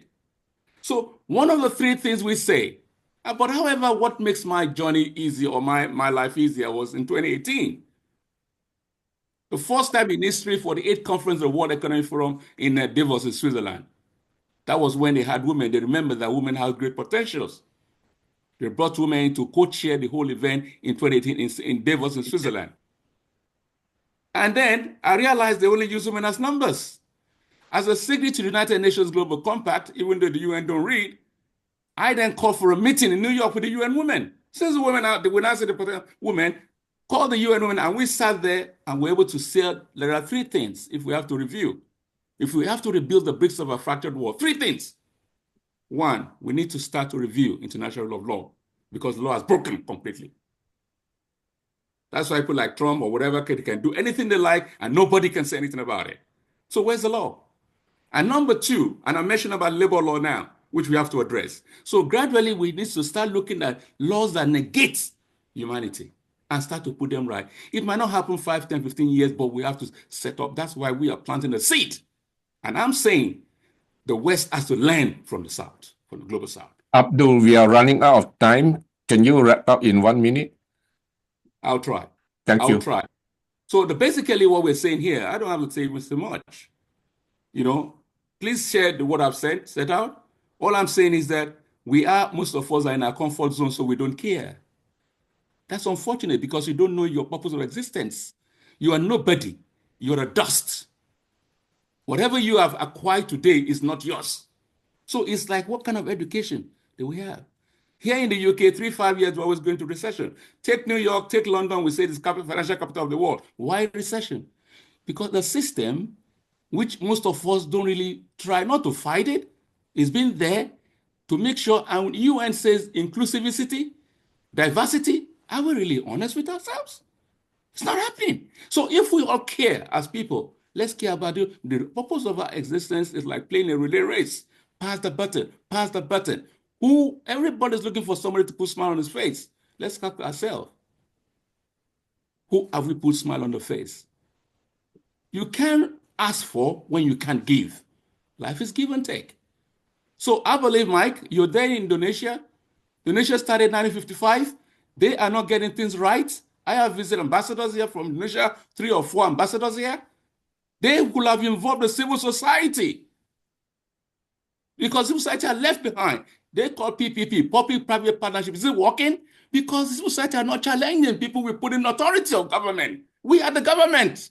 Yeah, thank you, Abdul. We are really out of time. So all I say here, I thank you for giving me an opportunity to come and speak. And all I'm saying is not about talk. It's about action. Let's look for generations unborn. What can we do? That's the only way we can say we live a worthy life. So please, thank you. God bless you. You are welcome in London, 18th to 20th of July. Thank you. God bless you all. Thank you. Thank you, Abdul, for speaking to us. What you say really resonated with me. I feel, number 1, you speak with conviction. You speak with knowledge and experience, and you have an important mission, and I'm very supportive of that. Please come back for our next meeting. Continue to share the message, because sometimes a message need to be repeated many times and to different audience as well. So you have an important message. I think Mike and me in Singapore and a lot of people, I'm sure they are very supportive of your mission. Yeah, it's a very good mission. We really, the global South really need to make some progress to help the people. Otherwise, we are stuck. Many people are stuck. I'm lucky. I'm not among the less successful people, but I know there are many who need help. So thank you very much. Unfortunately for tonight, we are a little bit running out of time. I cannot give you so much time. Okay, I think Mark has been waiting for his turn, so he's prompting me. Mark, you go next. You have 1 minute to introduce yourself, share with us your background and what made you so qualified to speak on this particular topic. You have requested for a little bit more time, so sure, go ahead. Mark, take it away from now. Thank you. Mark Good Chan, evening. Singapore. Okay. This is Mark. I've been a church pastor since 1989, retired in 2017. 2017 until now, I've been full-time in doing liver detox, which is a natural remedy to clear the congestion of the liver. And since I joined the church, which is the worldwide Seventh-day Adventist Church, we are very health-conscious people. I've been a vegetarian since 1987. Never eaten meat since then. So I have a passion to clear people of the liver congestion and to educate them with healthy living. So I requested for more time because my topic today is my recent trip to China, especially to Shenyang and Dalian. Okay, so I have learned a lot about China. So right now I'm going to start.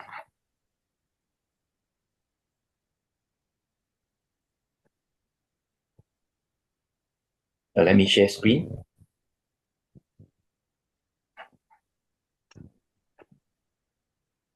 Can you all see the screen?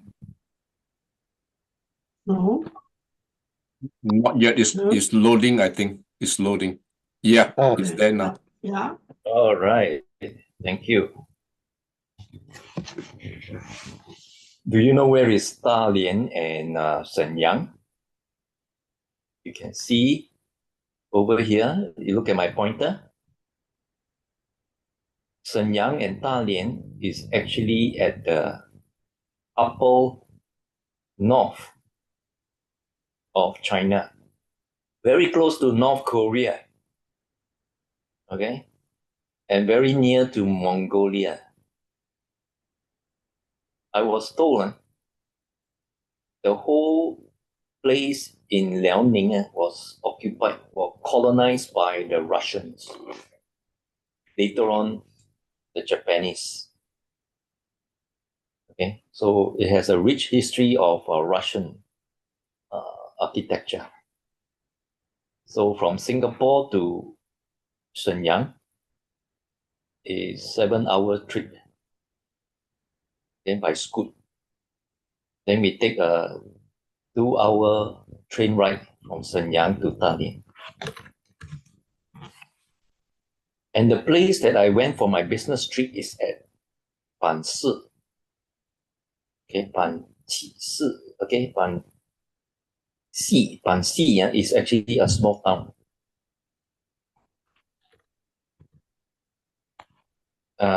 Beside me on my right is the leader.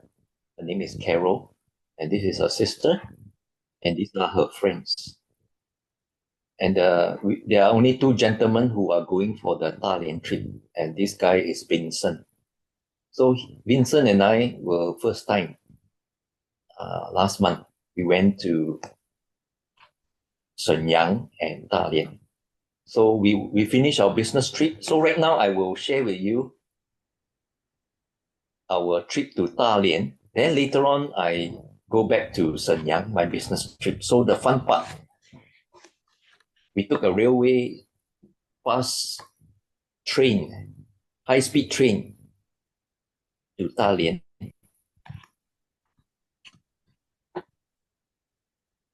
And this is our tour guide, very soft-spoken lady. And this is Vincent, my roommate. By the way, and they still have the electric train. They're the only original electric train in Dalian. It's more than 100 years old. So we have a privilege to board onto that train. There are many beautiful sceneries.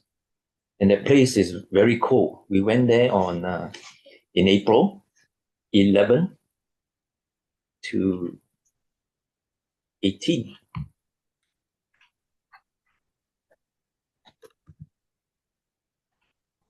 Three of us are vegetarians. Me, this lady, Carol's sister, and this is Carol. Three of us are vegetarians, so we went to a vegetarian restaurant. Okay. We had a meal there.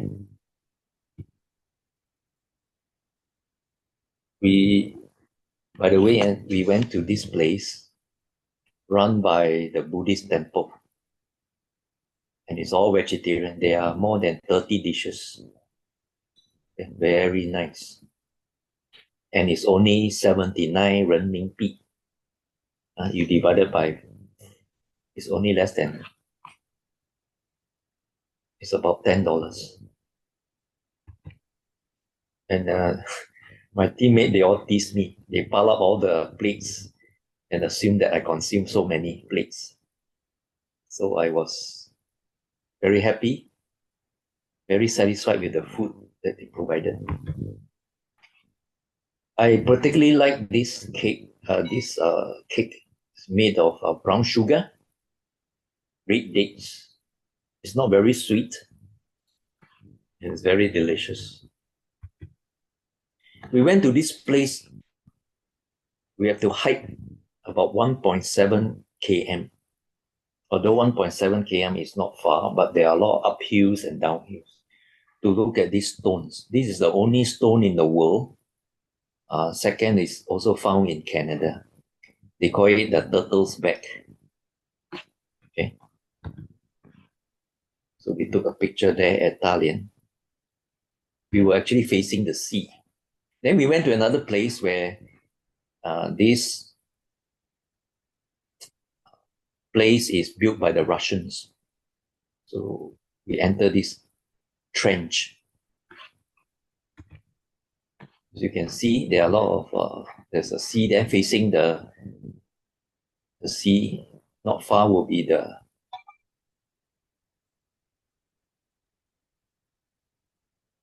ocean. This is my favorite part. I went there 3 times. We are able to feed the seagulls. You can throw sausages, bread, and it will come and catch the food that you have thrown up. This is really, really exciting. This is a Russian architecture. You can see we went to a place. This is another place where we tour. And by the way, some places they have these flowers blooming, sakura. Although most of the time it's not sakura yet, but there are some places the flowers bloom. Okay. The place that I went for my business trip is at Pieterse. Okay, where is this place? Let me share with you. It's at Liaoning Future Biotech Company. It's settled in Pieterse. It's China's pharmaceutical capital. okay, in the early 2010 with the registered capital of 84.45 million yuan. And it covered an area of 320 mu. Mu means equivalent to 320 is equivalent to 21 hectares. And the accumulative investment of exceeded 800 million yuan. You can see there are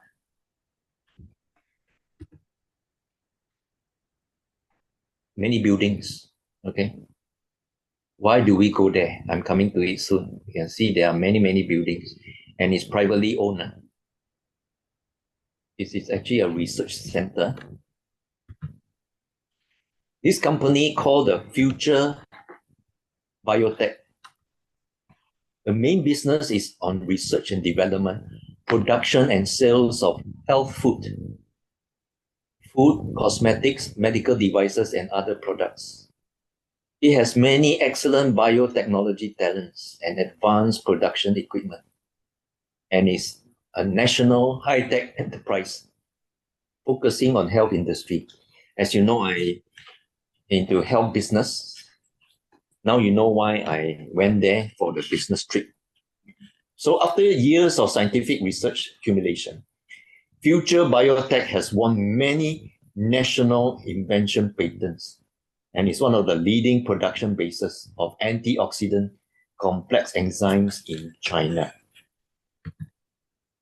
So in 2021, Future Biotech achieved a breakthrough in the development and innovation, combined the internet sharing economy with the advantages of enterprise scientific research, and created a new brand business ecology called the Future New Retail with online and offline integration. So this company that finally have this breakthrough is celebrating its 5th anniversary in July. So July, I'll be bringing people there. There will be a big celebration. Now, why do I go there?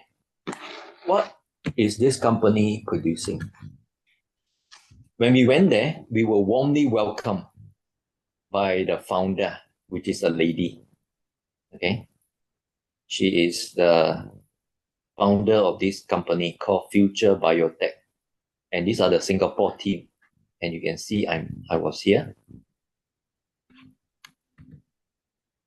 We were ushered to this robotic factory where they produce the corn germ enzymes, and everything was automated. As you can see, I'm going to show you.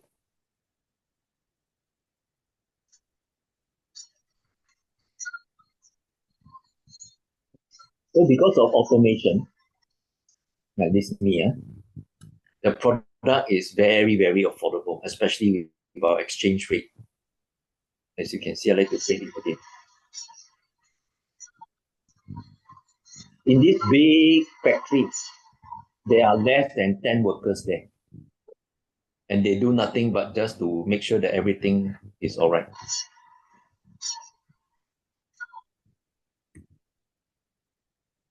When we went there for 3 days, 4 nights, by the way, and the 3 day, 4 night, we have a free hotel stay, 4-star.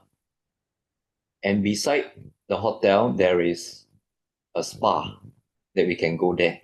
And everything is free of charge. The meals are provided, the accommodation is provided. And during the 3 day, we have an excursion of the whole area and the factory. And then we were given a demonstration on the effectiveness of this corn germ powder. Okay, there are 3 pictures on this slide. This lady was demonstrating this water represents the clean blood in our body.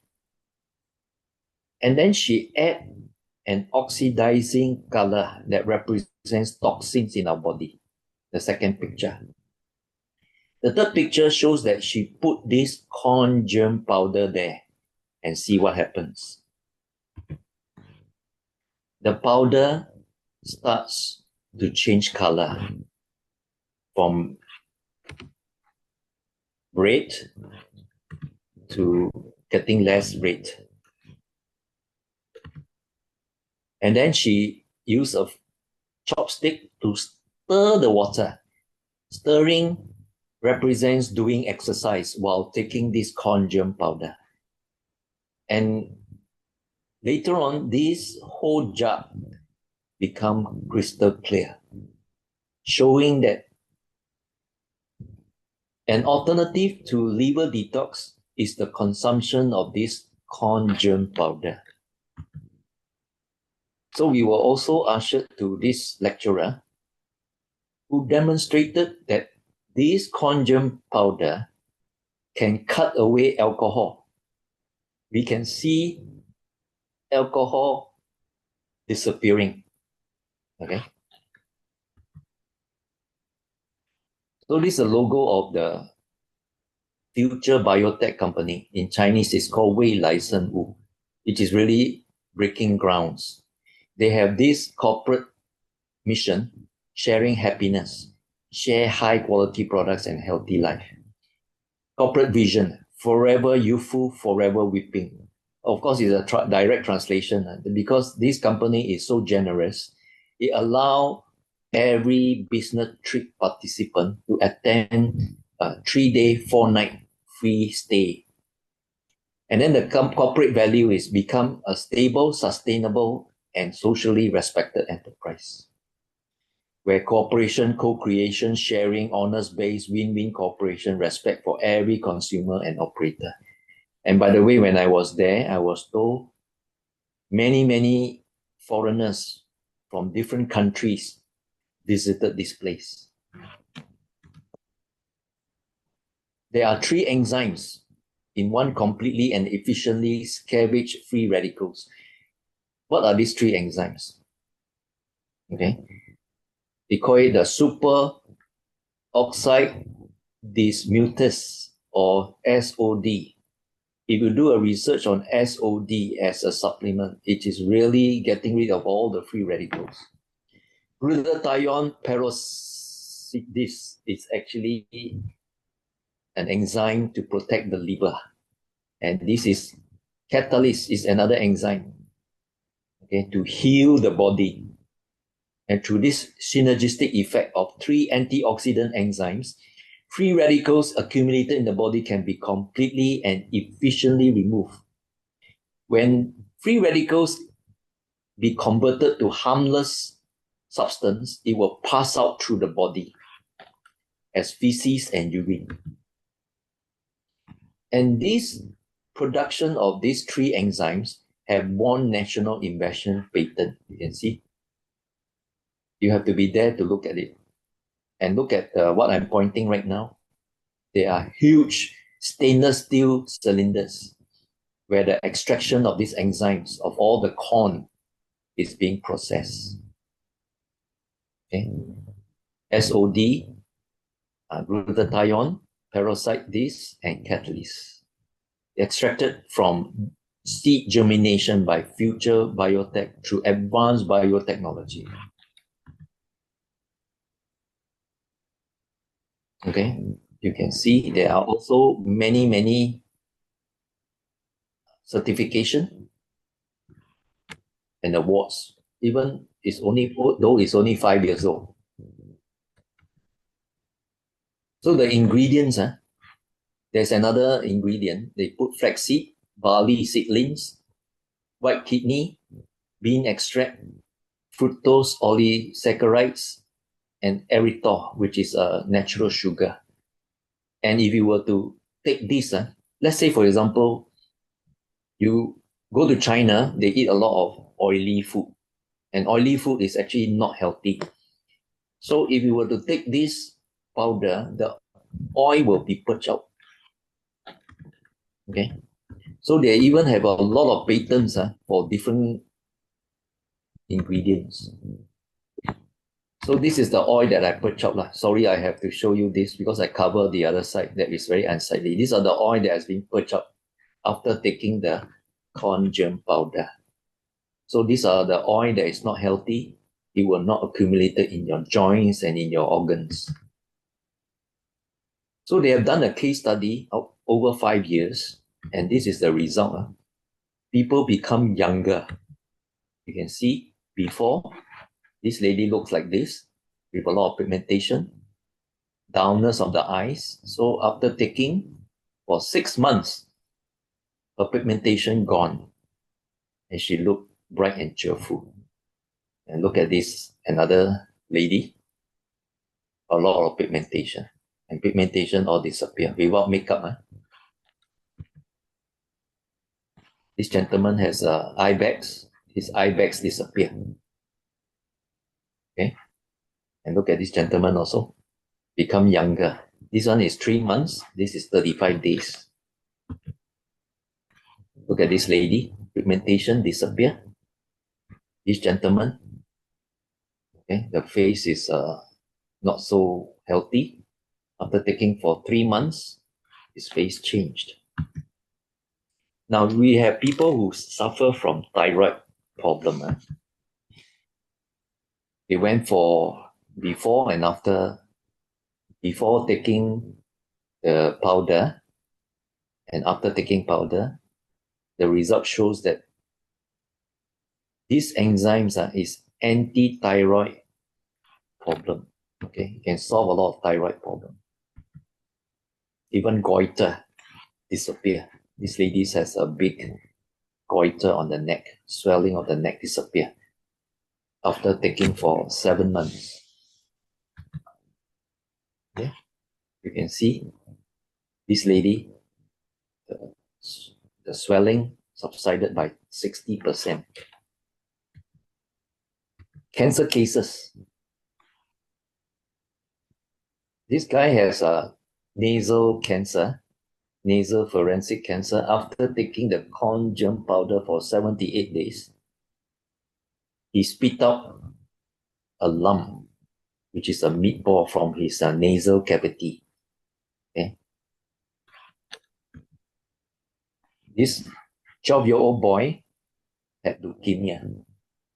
After taking the corn germ powder, his hair grew back, okay, and he has no more leukemia.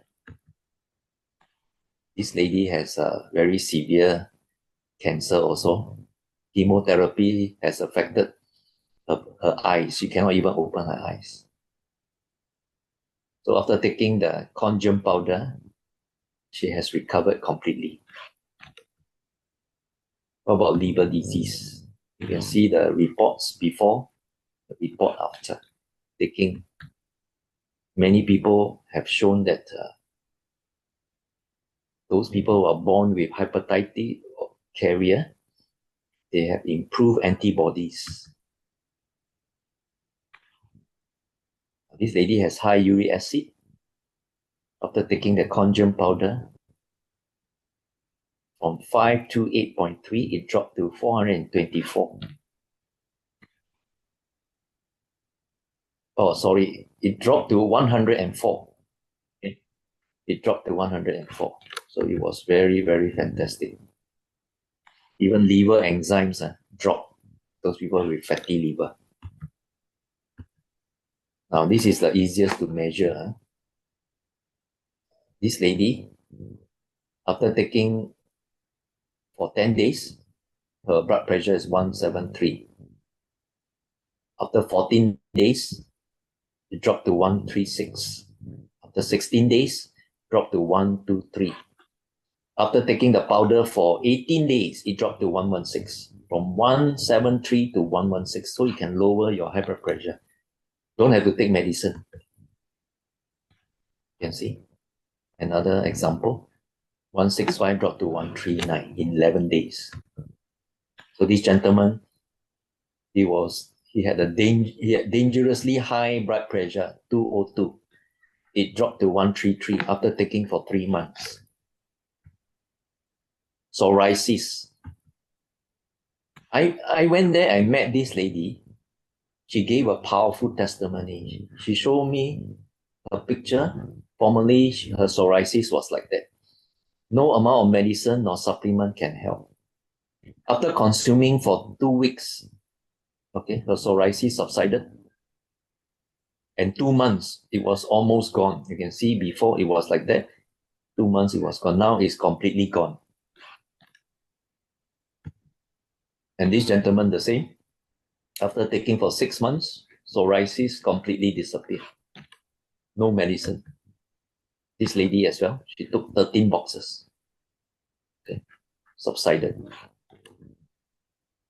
So this corn germ powder has many healing properties. It can even slim down a person. It has weight loss effect. Many examples. Okay, same person. After 2 months, the weight dropped tremendously from 230 to 157. Many examples of weight loss. Diabetes cases. This lady took the powder for 3 months and the diabetes improved and the face changed. Another lady, she had lack of circulation, looks gangrene. After taking for 7 days, you can see blood circulation has improved tremendously. This guy also had a diabetic wound. It has also disappeared, you see, from this one to this one. 5 months. This guy really grew hair after taking the powder for 6 months. You can see this guy, after 4 months, more hair. This lady, after 4 months, hair became thicker.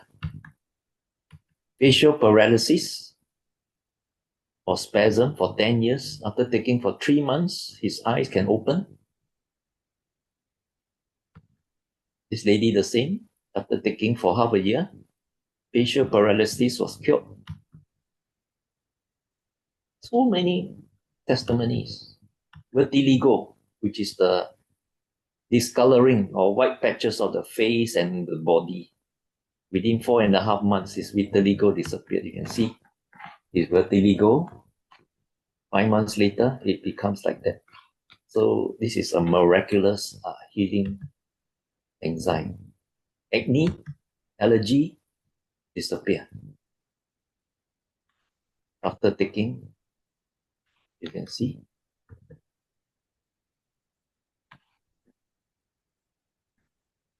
Before, in the process of healing, become better and totally reverse. You can see, step by step. If you want to look beautiful, take this powder. Acne also disappear. I am bringing a group of friends. They are in the process of registering. We are leaving on the 24th. We are going for the business trip 24 to 27, and then from 27 to 31. Okay, so right now the airfare is around 553 two-way by Scoot. It's a direct flight. So if anyone like to join, let me know. It's for Singaporeans, of course. That's it, the end of my presentation. Back to you, Ban Ping.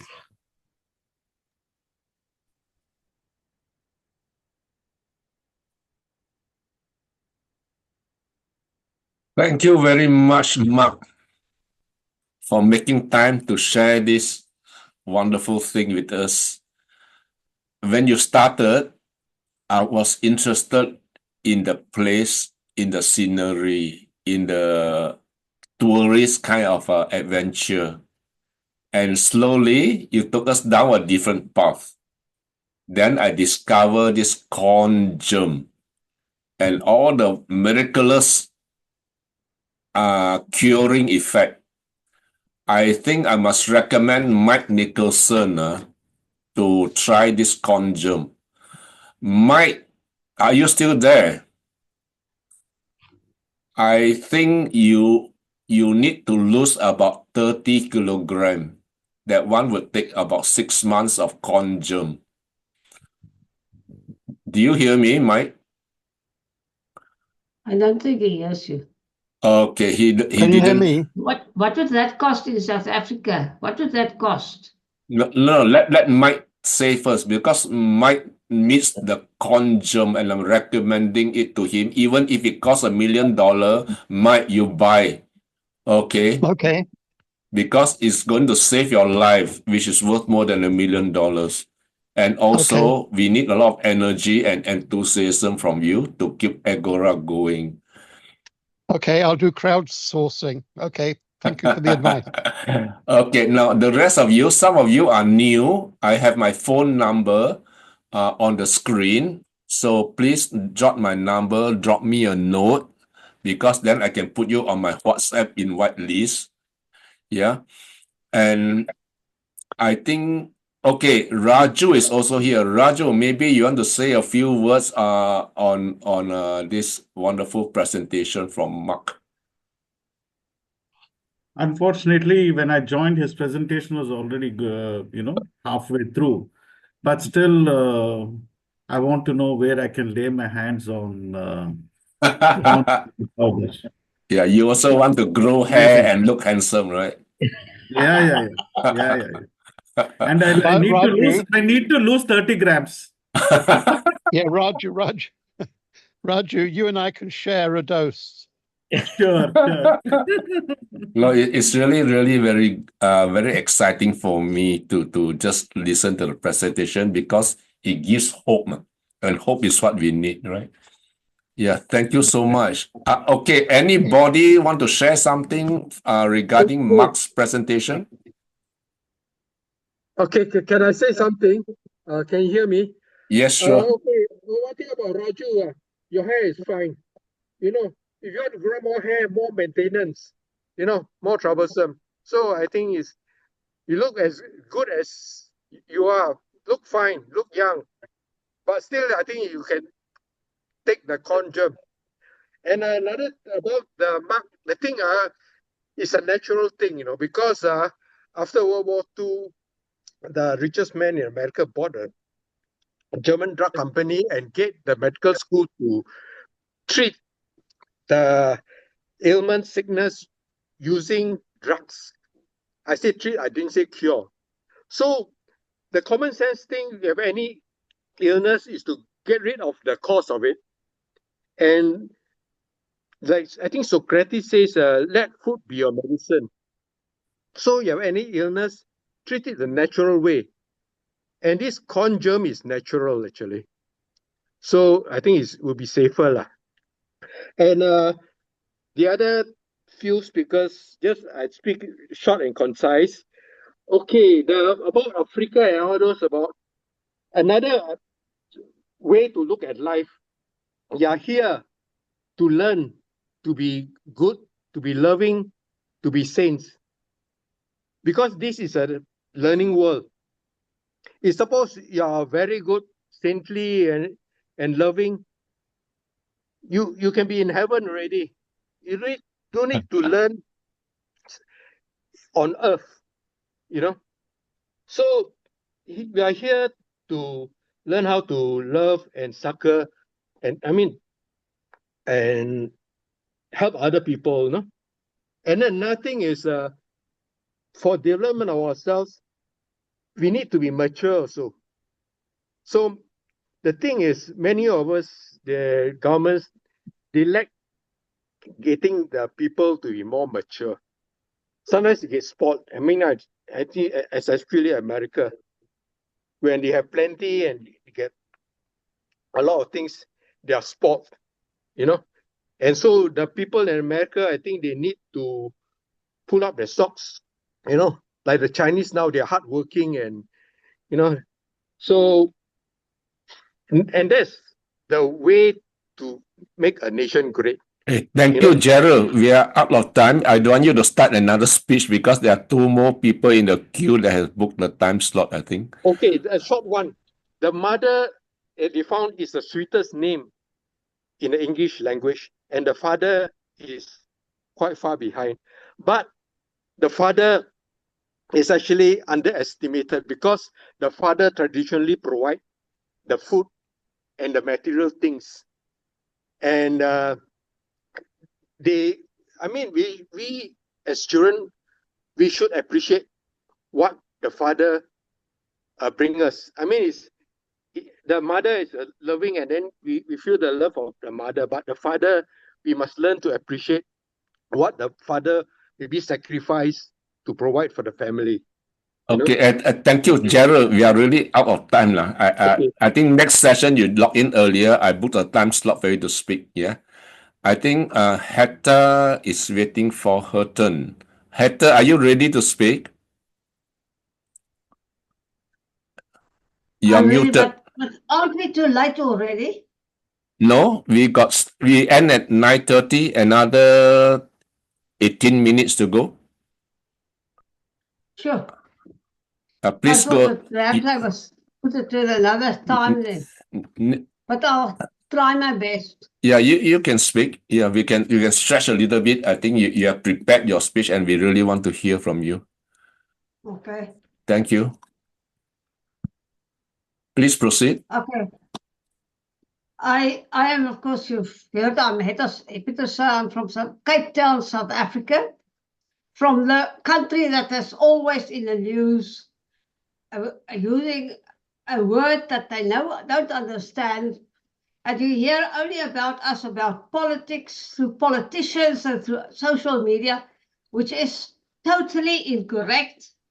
And we laugh at it because we live in a country where different races, different religions live in total harmony with each other each day. The people, all the problems are done by politicians. So what I'm going to try and do is I'm not going to talk about any information that I got from politicians, from historians, or from anywhere else. I'm going to give you the first background of where we come from. And it is all taken from people like people who did DNA research and who dug up bones. And through that, the research was proved. So what I'm going to do is I want to try and give you a little glimpse into where did South Africans come from and how did it all begin. And for that, I have to share the screen.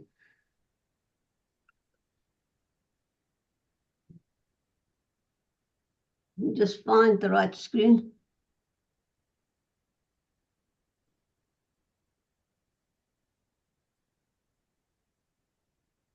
Can you see my screen? Not yet, but coming, I think. Okay, now it's here. Okay, right. How did it all begin? Where did South Africans come from? Now, I want to start with how did Europe look and how did Europe and the East trade routes look before around 1500? Because I have to start that, otherwise you will never understand South Africa. That is how the routes looked. The Europeans traveled over land to China, India, and Java to buy mostly salt and other herbs, which they didn't have in Europe. And those are the only routes that they could follow because there was no Suez Canal and ships couldn't travel everywhere. So, but it became very, very difficult. And why? Let me just show you in the next scene. How did Africa look at that time? All blacks in the world lived in that area where you see the people standing on this map. They all lived round about Nigeria and the middle of Africa. And that is where the old slave people took them from there to the Americas in a brown line that you saw. There were no blacks where those green arrows are. There were no blacks. They started in about 5,000 years ago. They started moving according to the green lines. First over the equator, and then to the east of Africa, where they met with Asian people and Arabian people, but they couldn't go upwards because of the Sahara Desert. And then they started going down as they took up all the grazing, and it became better to move on. They moved slowly, they moved south. But they didn't actually reach South Africa before 1800. Now let us look at 1500. What was there in Africa? In the bottom of Africa, there were only two people living there, the San and the Khoi. Now they were hunter-gatherers who traveled from the Cape right up to above Zimbabwe. We find their pictures, their paintings all over the rocks, all over. They were the only ones who could survive there. They were hunter-gatherers who went and lived. They had no land. They didn't own land where they stayed because they were traveling all the time. So let's look what happened then. The Europeans did not keep on using the old trade routes. Why? The overland routes were long and dangerous. They were controlled by the Ottoman Empire, and which made it more dangerous. And therefore the Portuguese, the Spanish, and the Dutch began to search for a sea route to India. They had to find a route round the tip of Africa, but there were many problems. They were dependent on sea and wind.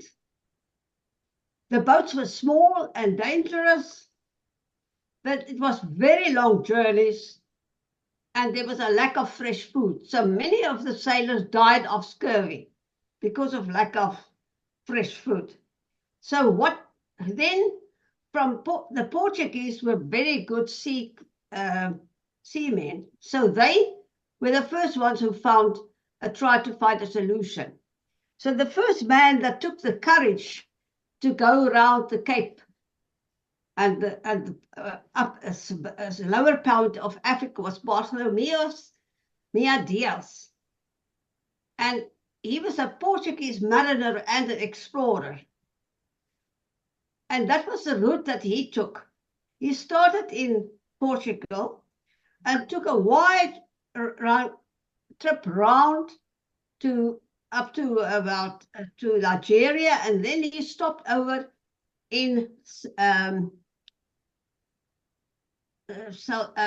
somewhere in Angola, where he left his ships, which had all his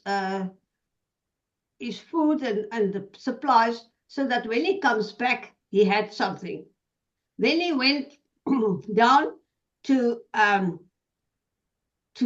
landed in Namibia, and then he took a wide turn around, and he reached Mossel Bay. He went right round Cape Town, because Cape Town had too many storms. And then he went on, as you see, all around, all these little black things that you see. That is where he stopped over.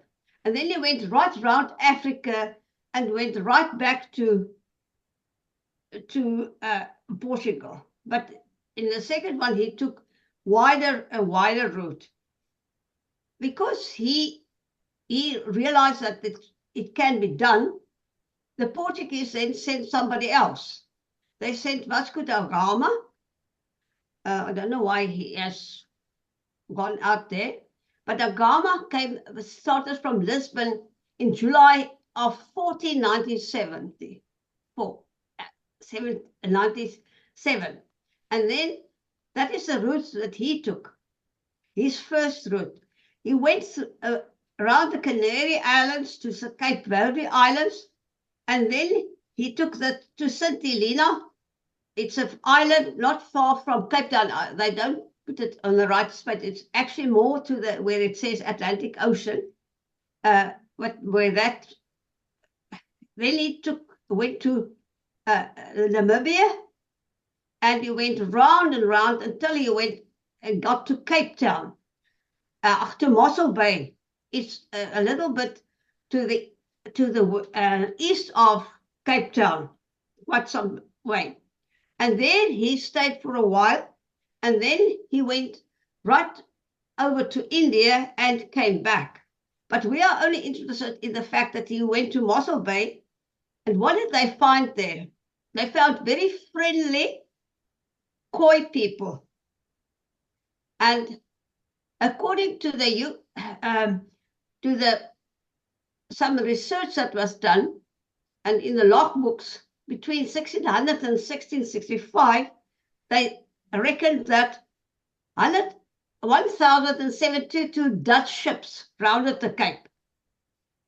334 stopped for about 24 days and were entertained by the people in the south of Africa, the Khoi and some people there.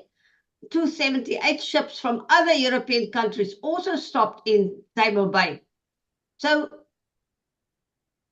there was a lot of people that visited the south through those days, and they all had to take a stop somewhere round the Cape to get fresh produce and to get some fresh meat. Otherwise, they could not carry on to the east. And that started with about 101 people per ship, and that increased to about 200 people per ship by 1650. So there were two ships that went to the rocks and Table Bay, and some of those people had to be rescued. And on one of the ships that came to rescue them, there was a man, Van Riebeeck. And Van Riebeeck actually was taken away from India because he started trading for himself, and they caught him, and he was a little bit not so popular. So they gave him a new job. So he had to come with his wife and son. He left Texel, Netherlands, on the 24th of December, 1651. And they arrived at Cape Town on the 6th of April, 1652. It took them 3 months and 12 days from the Netherlands. What did he bring with him? He came with 3 ships, the Reiger, the Dromedaris, and the Goede Hoop. He brought 82 men and 8 women, hardly enough to colonize, because that is what people say he did, but he did not come to colonize. What did he come to do? His instructions was to build a fort and to create a self-sustaining refreshment station to supply the fresh water, vegetables, fruit, and meat to passing ships. But it was very difficult, but he found somebody there. And this man was his name was Eshomayo, but they all called him Harry die Strandloper. That is Afrikaans for somebody who walks on the beach. Now, he was an interpreter between the Dutch and the Gorengai Konas, which they called the Strandlopers, the beach people. Why could he interpret? Because in 1630, he was taken to Java with English ships as an agent for trading and facilitations. And then he started trading. When he came back, he started trading and made a facilitation station at Robben Island.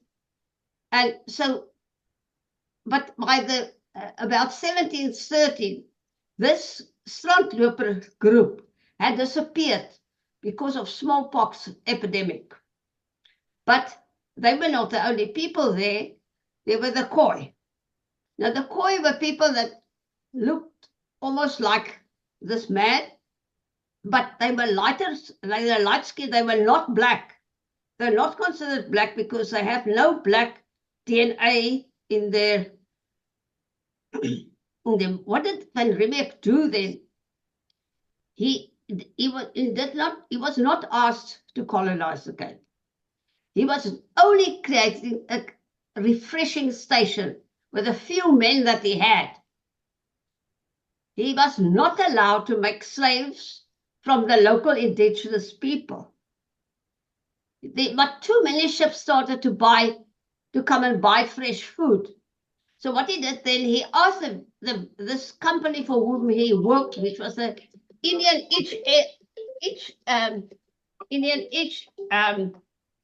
Indian company, and they was asked to ply him with slaves.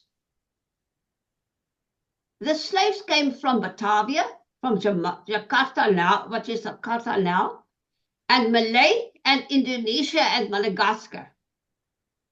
They were the only people that came to help him with the gardening. And in May 1662, when he left, there were 134 officials, 35 little farmers that farmed near the Cape to build, plant all the corn and all the vegetables. There were 15 women, 22 children, and 180 slaves. So the slaves outnumbered the so-called white people. So what happened then?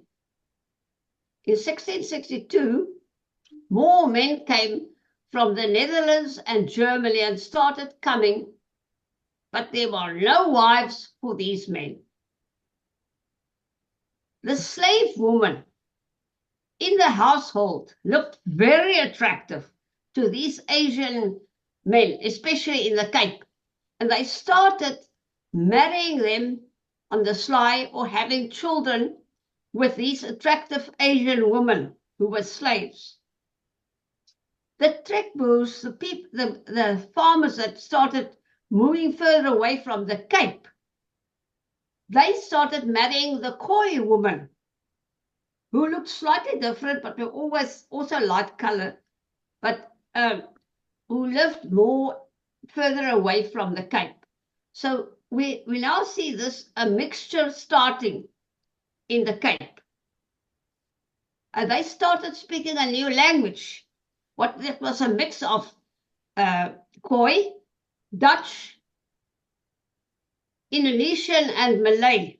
And still today in Afrikaans, we have a lot of Malay and Indonesian words, and even Khoi words. So this was the mix. And they found in old Muslim churches here in Cape Town, because many of the slaves were Muslim, we found the first Afrikaans that was ever written down was written in Arabic letters. But when somebody eventually could read it, they found that it was the first written Afrikaans ever written down. From this admixture was born the white Afrikaners, the so-called white Afrikaners like I am, and Cape Coloureds, as they call themselves. We use the word coloureds in our country because the coloureds do not want to be called blacks, because they are not black. They have no black DNA. So the white Afrikaners and the Cape Coloured Afrikaners all speak Afrikaans, which is a mixture of all those languages. And it is not a European language. It is definitely an African language. So in 1688, a lot of French Huguenots who ran away from the king who wanted to kill them in France because they were not Roman Catholics, they were Protestants, they had to run away from France. So 180 of them, the first group of them was 180, mostly families who arrived in the Voorspotten ship to come to South Africa. So this mixture is what we are today, white and colored Afrikaners. As you see me today. Now my story, at this time, there was no black people anywhere in South Africa. They haven't reached South Africa by those days. So we actually started being Afrikaners and coloreds long before any blacks ever entered South Africa. The DNA research of white Afrikaners and Cape Coloureds showed the following. It was tested after about 11 or 13 generations later. And in all these DNA groups is what we found in white Afrikaners. All the groups are represented there. And 95% of white Afrikaners have the DNA from West Europe, about 34 to 37% Dutch, about 27 to 34% German, and 13% French. But the non-European, mostly Asian, 5.5 to 7.2% of their DNA is still present in Afrikaners, and they're mostly from Malay and Indonesian origin, and some of them from the Khoisan.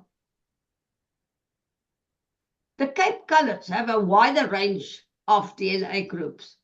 They take some DNA from the group of 34 to 43, and they have European, and they have Malay, Indonesian or Madagascar DNA, and then they have some other DNA from other European countries, because their surnames are also English, German, Dutch. They are not any other surnames, but they are not black. And there is no black DNA in their DNA. Hetta, we are running out of time. Okay, so I have now done my sharing, and I can now answer one or two questions. Okay, I'll let Mike handle the closing part of this. Mike B.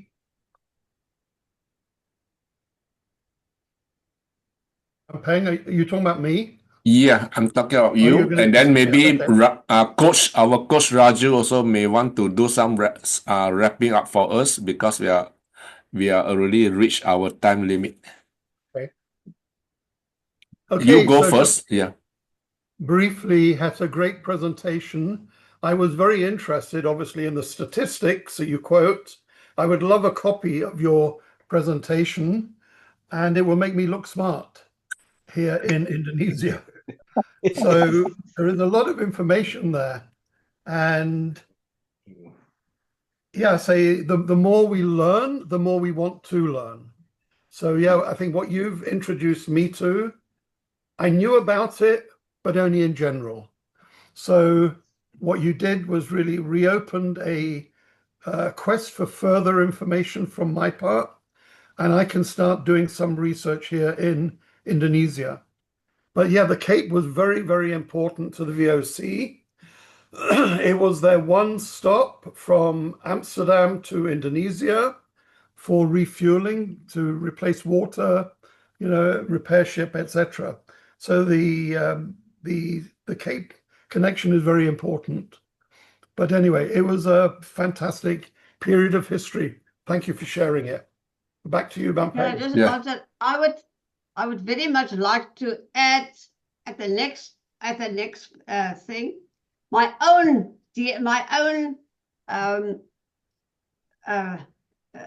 heritage, because my great forefather came from Indonesia. And it was the very first, and we proved that with DNA, and it was the first time that they found somebody with a male ancestor.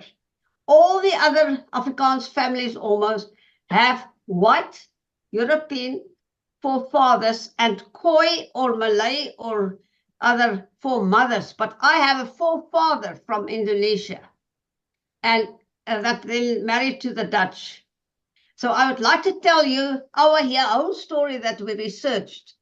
And then at the next one, I would like to introduce the Black history, because I also know how they came to South Africa. Although they say we have taken the land from them, it's actually the other way around. So I would like to tell you all, because we have 25 different cultures, different tribes, and we speak 12 languages. So I think Look forward to that. Need another 2 or 3 sessions. Thank you. I'll book you in advance for the next 2 to 3 months. You must continue with the presentation. And now I invite our coach Raju to do the wrapping Yeah, up. I think it was an eye-opener for me because I love the way you showed in your slides, the map, the route, how people came and things like that. That's awesome. And for me, a mystery still remains that when I see someone from South Africa, they have the typical different accent. Somehow it's related to the Netherlands or Dutch and they also names also. So today I know after looking at seeing your presentation, the secret behind it, where the origins come from. I think it's a brilliant performance and the timelines were very good. Only suggestion is probably some timelines could have been reduced because too much of timelines leaves the audience confused. A couple of timelines so that which the key events would stick to the minds of the audience. But excellent, Hetta. Thank you. Yeah, it's really a great eye-opener for me because I didn't know the blacks in South Africa are actually, they come later than the Afrikaans, right? So we always thought that they have always been there and you guys came into their land and took their land and whatever. And But that's what I tell you. yeah. So that was the greatest takeaway for me because it's really something I didn't expect. And thank you so much for sharing. Okay, any last words before we go? Okay, can I add about the ownership of the land? This land we are brought here by God to inhabit and live in this earth. So the land belongs to God. So we are free to move around on this earth, on this land. So people saying, oh, my grandfather, this one owned this land, so this land is mine. These sort of things, I think they should think again. Okay. Thank you. So true. From the religious point of view, the history of the world, there are so many things to share about. I think next meeting you must do a presentation. I want to know the history of the world from Gerald Tay's view. Yeah. I'm sure different people will have different things.